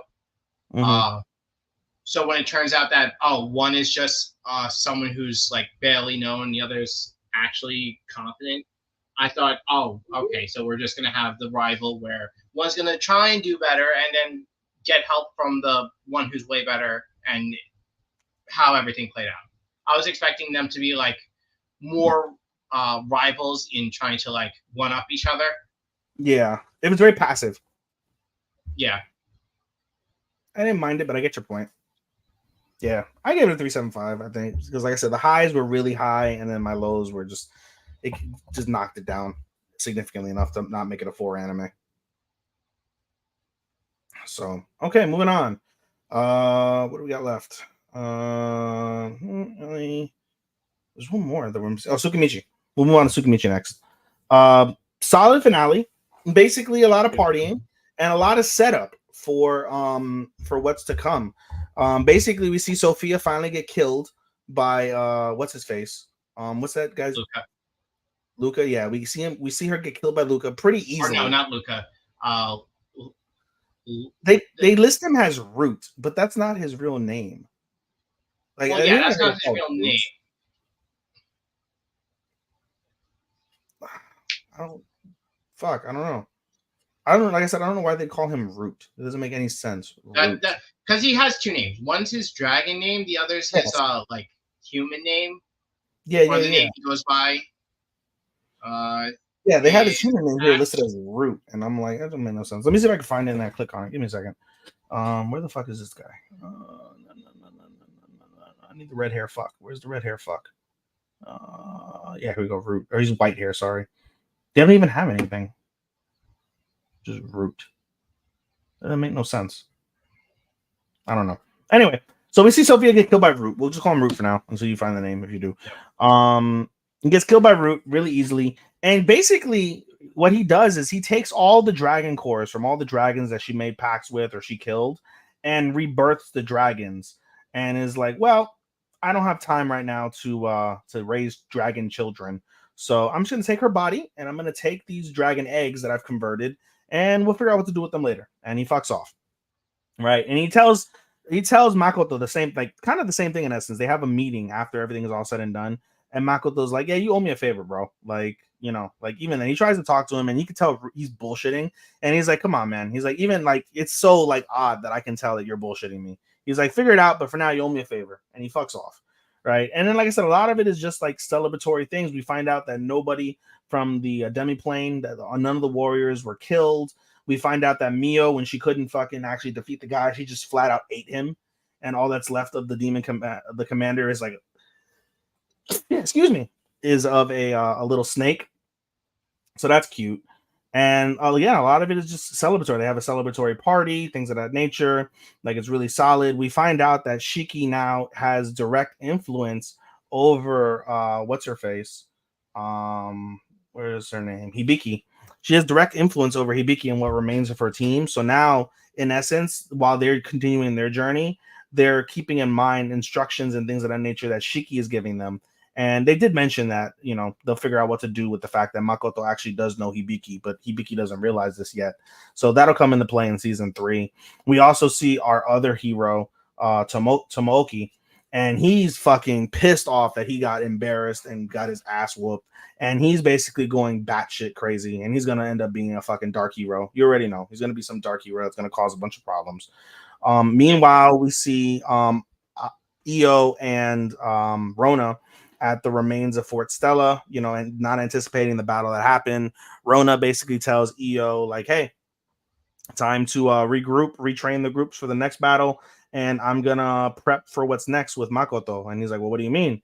He's like, I'm gonna send him an official invite to meet the Demon King, Mao.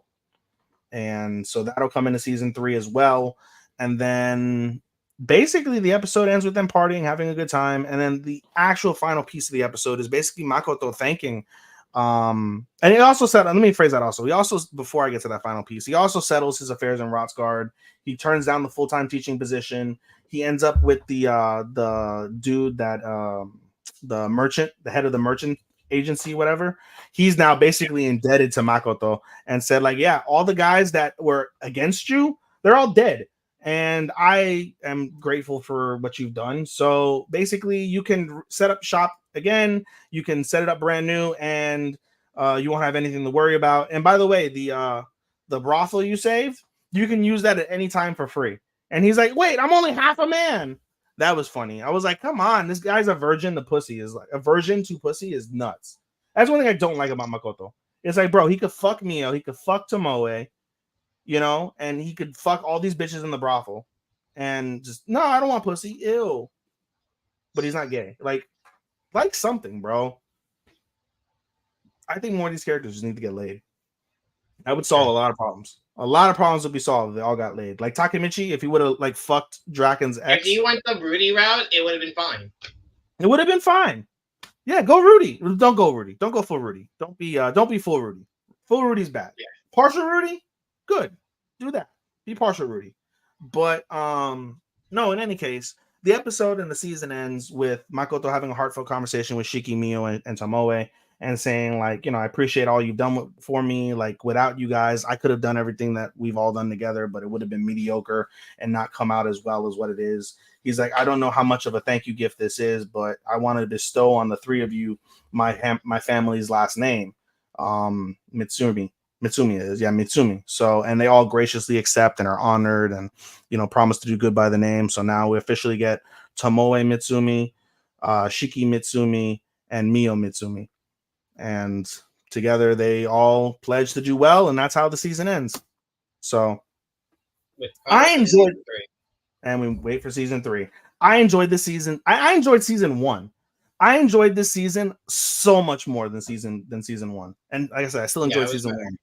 It was way better. Everything about this was great. The comedy was great. The battles were great. Makoto being OP is always great. Him fucking just being so ridiculously OP is just incredible. This is literally like, to me, I akin this to Rimuru. Makoto is Rimuru if he had a permanent vendetta. And like, it's awesome. The battles were solid. If it wasn't for the kaiju battles, and it wasn't for the Demon Slayer battles, and it wasn't for the fucking Jobless Reincarnation battle, like, the battles would be fucking up there as well.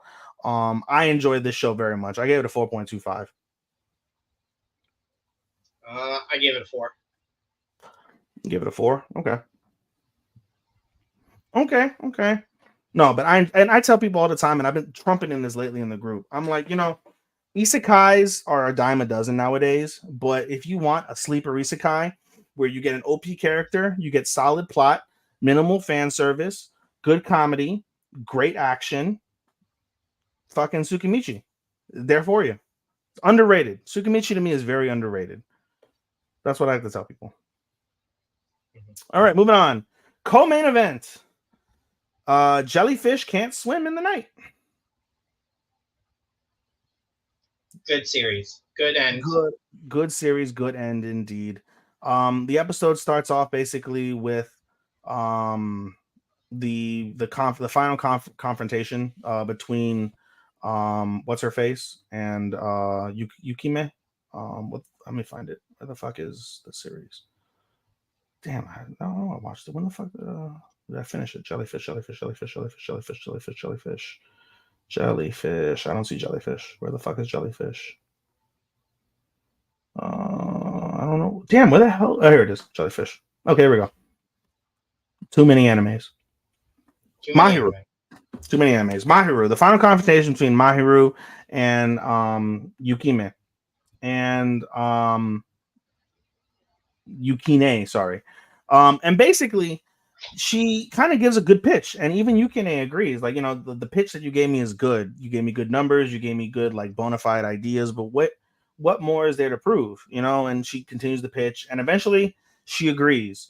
And basically, the memo gets sent over to Kano, and Kano's shocked. She's like, "Wow, like I can't believe it." And meanwhile, what's her face? Kiwi is like, yeah, she probably negotiated that piece like for us, but what do you want to do? And Kano's like, I want to do it. I want to do it. And so they get everything prepped up, they get on their way, and Kano's nervous, and the girls realize that. And she's like, I'm a little nervous to see Mahiru. I'm a little nervous to see my mom, but I'm determined to sing. Right. And so then we get the prep. They see all the prep work going into the little show, whatever the case may be. We even get a little hint of what's to come with what's her face? Miliko and her daughter, and with what they have planned. And so we get to the night of the event, and we see Sundoll Girls. They do a fantastic performance. Everything is all well. Everything that Mahiru did for them pops up. It's really well done, really solid. And we see Mahiru basically with Yukine the whole time. And the girls are by themselves, Mei, Kiwi, and Kano. And Kano just basically starts to, I don't know if it's stage fright or whether it's just like severe crippling anxiety, but it hits her. She goes down the stage. She's super nervous. The MC is talking to her. She can't speak. She can't do anything. The music starts playing. The words don't come out. She's just absolutely lost. And there are two people that help her get through that moment where she can sing. The first person of all people, of absolutely all people that you wouldn't have expected to help is what's her face? Seto. The head of the Sundolls, or the center. Yeah, the new center. The one that she basically the what is it? I Idiot or something, or Wake Up Idiot, whatever the fuck her name is. Wake Up Idiot, yeah. Meru? No, Look Idiot. Yeah, something like that. Look Idiot. Whatever. Meru. Meru is the one that fucking basically prompts her, like, hey, idiot, the song's going, fucking sing. And then the second person after she gets that jolt of reality is Mahiru. And then finally she sings. The singing is great. And they say, like, look up. And specifically, they say, look up. When they tell her that, like, hey, the song's playing, look up. And when she looks up, you see everything is in blue. You see the jellyfish all over Shibuya, because they're in Shibuya, and everything is going. She starts singing phenomenally. They get to one of the parts, and then everybody who's there pulls out blue umbrellas, and they've got the blue umbrellas that they wanted to do at that show that got canceled because of all the fan backlash because of the doxing. It was absolutely tremendous. Everything goes off without a hitch. It's gorgeous. And basically the moral is they accomplished their dream. Their dream was to turn Tokyo into a giant aquarium. Shibuya. They did Shibuya into a giant aquarium. They turned it into a giant aquarium with the blue umbrellas and the video imagery all over the fucking buildings. It's tremendous. Everybody's excited. Mahiru runs down from her position with Yukine. They end up in opposite. Basically, they're on an escalator. The escalator's going up and the escalator's going down. They cross paths. They can't get it. They have to go down, then go all the way up. And fucking Mahiru fucking tackles Kano. And they have a moment, and they have a nice moment together. Everything is well. The girls are all happy. They apologize for all the mean things. They apologize for leaving opposite ends. Everything is just absolutely flawless. And then one of the final pieces of the series is as they sit there on the ledge, as the credits are playing for everything, there is a credit for Mahiru, and they have her as her real name, and then her other name, Yoru, and then another credit comes up for Jelly, and it's a single credit. You talk about the composer, you talk about the visuals, and there's one credit, and it is Kano's name, and it's not her former name. Not Nodoka. It is Kano, and Kano just automatically starts just bawling, crying. She's uncontrollably emotional that she's officially been recognized by her mom for the most part, like on the video board. And then we cut to a scene basically with Meru and Yukine, and Meru's like, "Oh, I didn't think you were the type to be emotional. Like, like I'm surprised you acknowledged your daughter like that." And Yukine is like, she's grown. She's past her. She's past being Nodoka. She is her own woman. She is Kano, so she deserves to be recognized as Kano. And that was really sweet. And then the rest of the episode focuses on their graduation. Basically, Kano and Mahiru and Mei, they graduate college. What's it called? Kiwi stays at home streaming. Yep, she's a dropout, so she's like, fuck that. And they all graduate. And as Kano's walking out of her high school, she was at her graduation alone. She's walking out. Her mom is waiting with her little sister, asleep in the car, and she's smiling, happy and proud. And Kano just walks by her mom, keeps walking, and says, "I did it, Mom. I did it for you."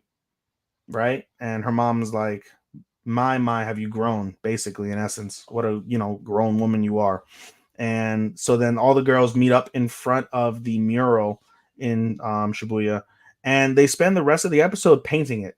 They repaint over, and they get the permission from whoever, like I guess they had it blocked off from being destroyed or whatever the case, but they get the permission. They all paint over it. It's silly scenes, but then there's also serious scenes as well in that scene where they talk about time being fleeting and there's not enough time in the day. And they talk about the premise of there being actually 25 hours a day versus 24, and how they need all 25 hours to be together, spend time together, do things together, create more work of art and magic and music and things like that together. And then when it's all said and done, the series basically ends with the new mural. And it's a beautiful portrait that they all create, and they all have their names there. It's really, really, really well done. And then I think the episode truly finishes off with them like asleep, and they're like kind of falling asleep on the train, and Kano's looking at the numbers, and Kiwi's like, "Can we just skip the numbers for a day and just revel in this moment?" That's a good ass moment. And that's kind of basically where the series ends. But yep, gorgeous series. I absolutely love this series. This was all the ups and downs were incredible. The drama was incredible.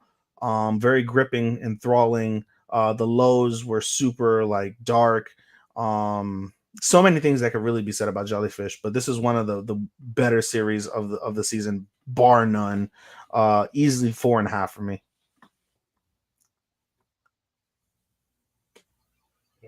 Oh, my headset died. Lovely. What do you think, Chris? I enjoyed the series. Not as much as another music-based series that's going on this season, but like, I'm very surprised you didn't talk about it in your solos, by the way. What do you mean?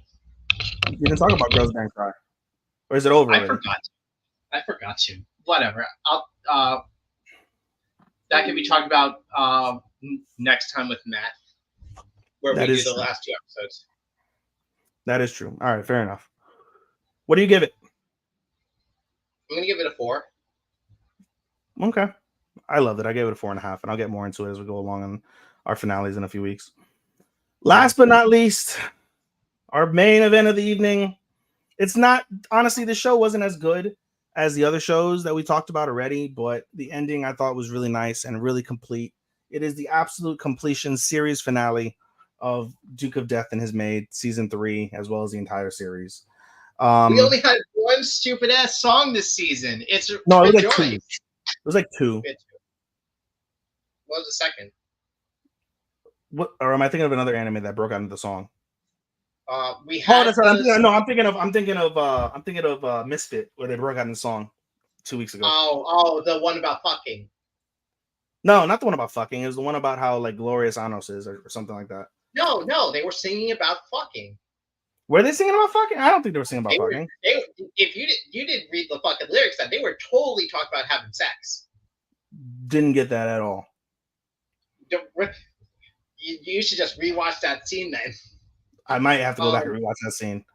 You should definitely go back and rewatch that scene. But yeah, Duke of Death. We only had one stupid ass song, and that was right in episode 1, and then we didn't get any fucking more. No more padding out this dumbass songs. I'm glad. No, but no, we get basically a lot of conclusion from that standpoint. A lot of the final pieces. Basically, Walter officially becomes the heir. What's his face? Bochan. He basically tells Alice, starting with the episode, like, hey, like she calls him Bochan. She's like, I'm not going to be Bochan for long, so I want you to get used to calling me by my name. She's like, Victor Sama. And it sounded like I thought that she was going to get like more orgasmic as she goes along to embarrass Bochan. Oh, Victor Sama. But no, she's just like, Victor Sama. Okay. That would have been fine. Yeah, it would have been. But no, so she gets used to calling him Victor. His actual name, he's named after his grandfather, as we know. And so basically, he goes to the mansion. He's determined 1000% to marry Alice. And his mother's like, you know what? That's fine. I'm not going to sit here and deny the love. And he's like, that'll officially mean that, you know, you'll renounce your nobility. Walter will become the heir. You'll have to give up the house. And that's it, you know? And he's like, that's fine. He's like, can we just use the house up until the wedding? And then I'll move out after the wedding. And she's like, that's more than fine. No problem. So then Walter becomes the heir, and then there's a brief bit where Walter is like being like discussing his like prominent like partners, and Walter's like, "Do we have to do this right now?" And he's like, "Yeah, you should be thinking about this because this is part of your future. You're now the heir." Da da da. And by the way, we did skip over that Walter basically did congratulate Bochan afterwards, like, "Hey, in all seriousness, congratulations on your love, your wedding, breaking the curse. I'm really happy for you, brother," which was really nice. But then going back to the part where they're talking about the prospective wives, we basically the mother asks Walter. Like, you like that girl that you were with at the ball, huh? And he's like, yeah, I do. And she's like, okay, well, you know, you got to introduce me. You got to talk to me about the family history so we can clear all that. And, you know, we'll consider her if that's the case. And right on cue, as he's walking out the door, he's in the hallway. And what's it called? Huh? Sate's talking to the mom. Who? What? Sate? Oh, yeah, Sade is talking to the mom. Yeah. Well, and so that's funny. Sade busts in basically and tries to like vouch for Dalith. And Dalith, to her point, is floating by the window and saying like, hey, that kiss, you remember? I'm trying to find a way to kiss you and I just don't know how. And Walter's like, let's do it now. Let's do it now. And he kisses her and the magic dispels. She almost falls. And Sade is the one that saves her from busting her ass and dispels and gets rid of her magic. Dalith is officially no longer a witch. She is human. She no longer has magical powers, and she can live a normal life with Walter. And all's well that ends well from that perspective. And by the way, went backwards to when Sade was talking to Walter's mom about the family and stuff. She's like, "Yeah, we're basically royalty. We run a whole country somewhere in the world." And, you know, don't worry about it. Like, you know, I'm not a nice person, but my sister is a really nice and sweet person. And I think her and Walter will get along just fine. Da, da, da, da. And the mom's like, okay, then. Interesting. So then as we go along, we get some final like goodbyes. Not goodbyes, I guess, but they basically send out the wedding invitations. And we see Alice talking to Cuff and the circus people about all their things. And then we see Bochan talking to the ringleader.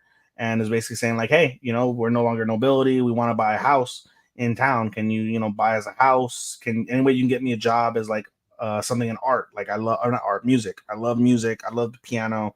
And he's like, yeah, I'll be happy to set you up with a house somewhere in the town. That's fine. And I'll speak to my orchestra friends, you know, and see if they have a need for a full-time pianist. And he's like, oh, that would be great. Da, da, da. So they're preparing to set up their lives.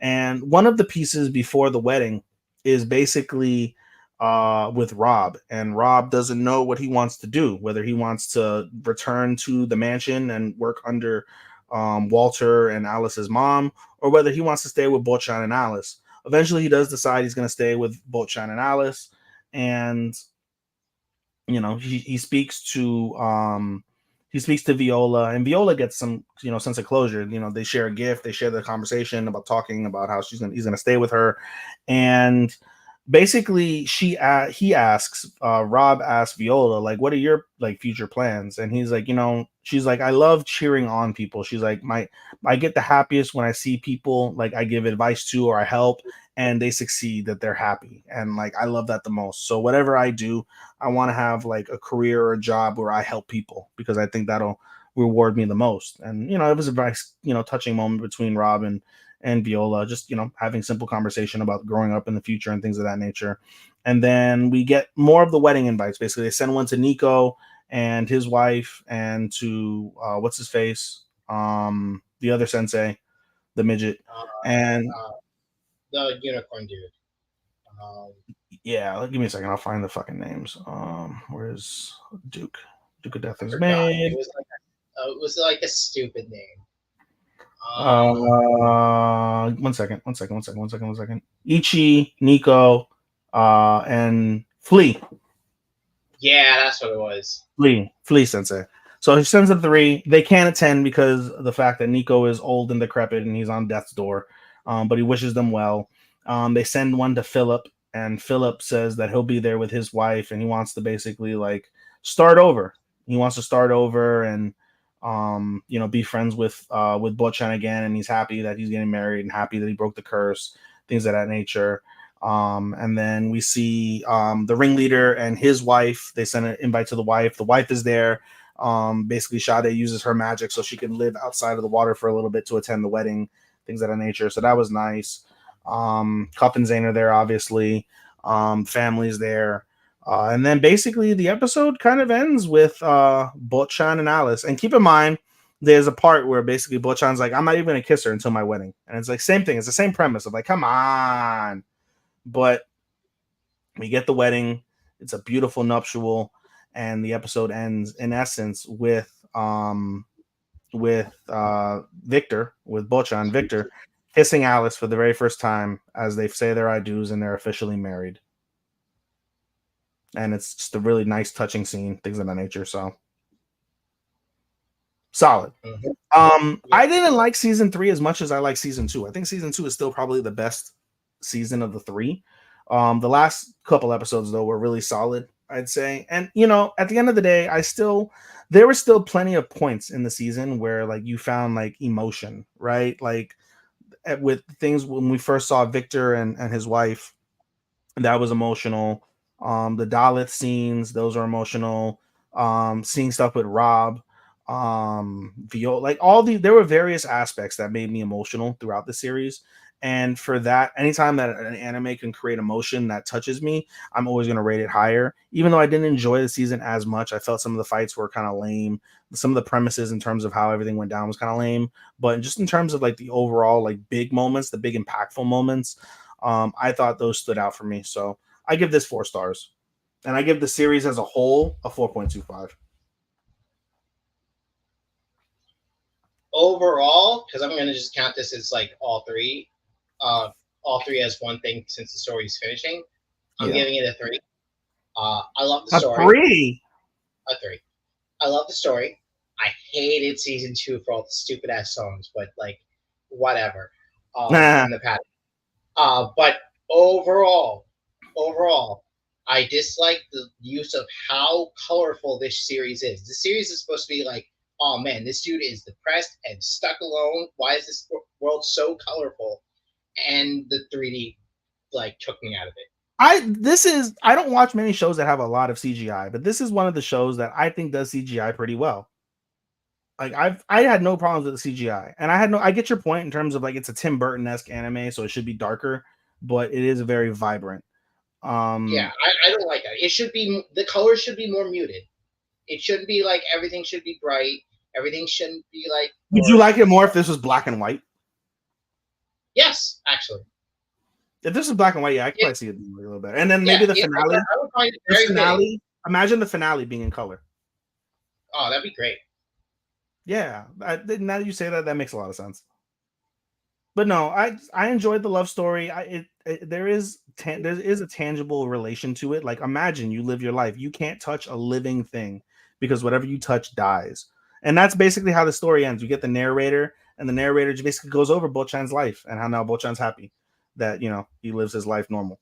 and through all the trials and tribulations. So that was really nice. And just in general, like you can kind of pick up those vibes from it. And I just thought it's really nice, and it was a really like touching conclusion. Like, you know, like you sometimes get like some other like side endings beyond just the marriage and things like that. Sure, an epilogue would be nice, like, you know, seeing him and Alice with children or whatever the case may be, seeing grown up Viola and Walter and Daleth with children. There's room for an epilogue if they had done one, but just the principle of like that final like first kiss, their final embrace, like capping the season, I thought was really well done. And just overall, like I said, the love story is good. The magic is, you know, pretty good. The comedy is great, from the sexual comedy, the ecchi comedy, to the just overall like dry humor. Plenty of funny bits. The musical composition, I will always praise Duke of Death's musical composition, just because I love those type of things, the slow ballads, classical music, things of that nature with the piano. Those were always well done. Yeah, the breaking out of songs is kind of corny, but the whole point of the musical composition is to expound on that. And so from a musical composition standpoint, I thought that was really well done, even if the premise of the actual doing of the song in the middle of the story was whack and corny and detestable. So I mean, it's got its good points, but I think one of the key points is this good love story and the CGI. Like I said, a lot of people don't like CGI in anime. I think the absolute best example of CGI is probably Trigun Stampede, the new one. That's wonderfully well done. And there's other examples as well with good CGI, but it's still a really solid example of how you can do CGI right. So yeah, that's about it from that standpoint. I can't think of anything else. Chris, you got any final thoughts? I'm still having fucking awards are gonna be torture. Like things are probably gonna next. See, the benefit, I watched a lot of shows, but to the benefit of not watching as many shows as you or Matt, like I'm able to like easily like, you know, like I was able to pick out a good 12. My 13 is still like, I'm not sold, but I wouldn't be sold on any of the shows that would qualify. Oh, I've been changing my shit around like all week. If I can put Whisper in here, honestly, then it would make my 13 super easy.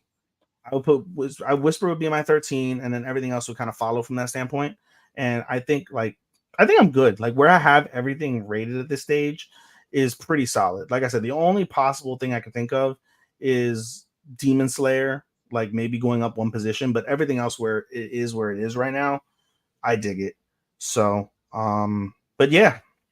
Any other thoughts, Chris? Yep, that's all. And that's all she wrote, folks. The cafe is closed. Once again, Chris Zephyr, thank you so much for stepping in for Matt during his time of need. Matt, we do hope you get better. Wishing you a speedy recovery. And I know you're on the fence now because of this for Sunday. I'm very much looking forward to seeing you on Sunday, God willing, so we can enjoy some AEW in Long Island. For those of you that don't know, I'm going on vacation starting Friday. So I will not be here next week, and I doubt I'll be caught up. Maybe I'll be caught up, but I doubt I'll be caught up for the following week. So you're going to at least get one more week of Chris next week with Matt as they discuss hopefully the Blue Lock movie. I think that's one of their title pieces, and they'll go over all the other.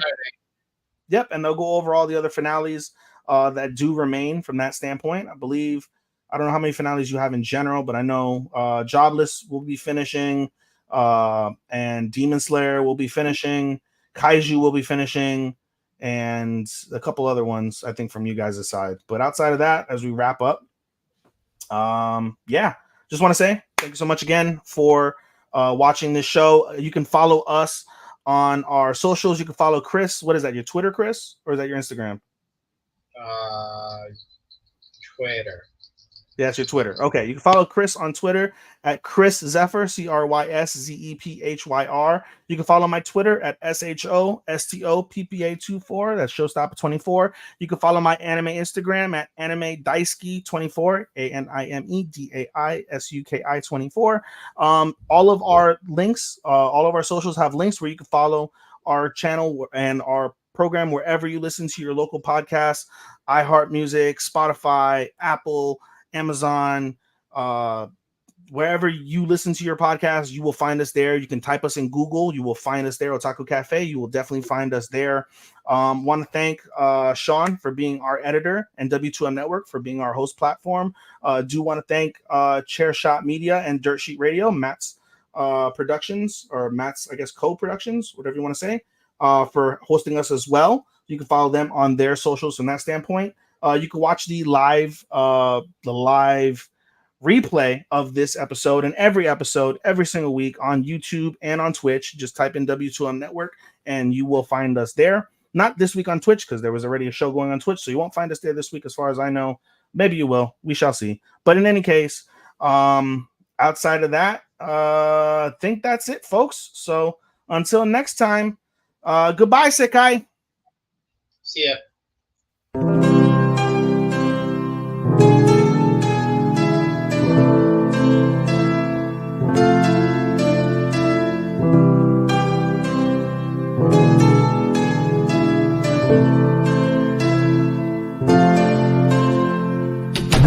The sun goes to sleep, I find myself in a heap because it hurts so much to be away from you. It makes my day when I get a text from you, but still I say goodbye again. Let's hope this isn't the last time that I see your face, but hey, it's fine. I know everybody needs a little space. There's no one to blame. Goodbye again. Let's hope this isn't the last time that I hear your voice, but it's your choice. I can't keep you here forever.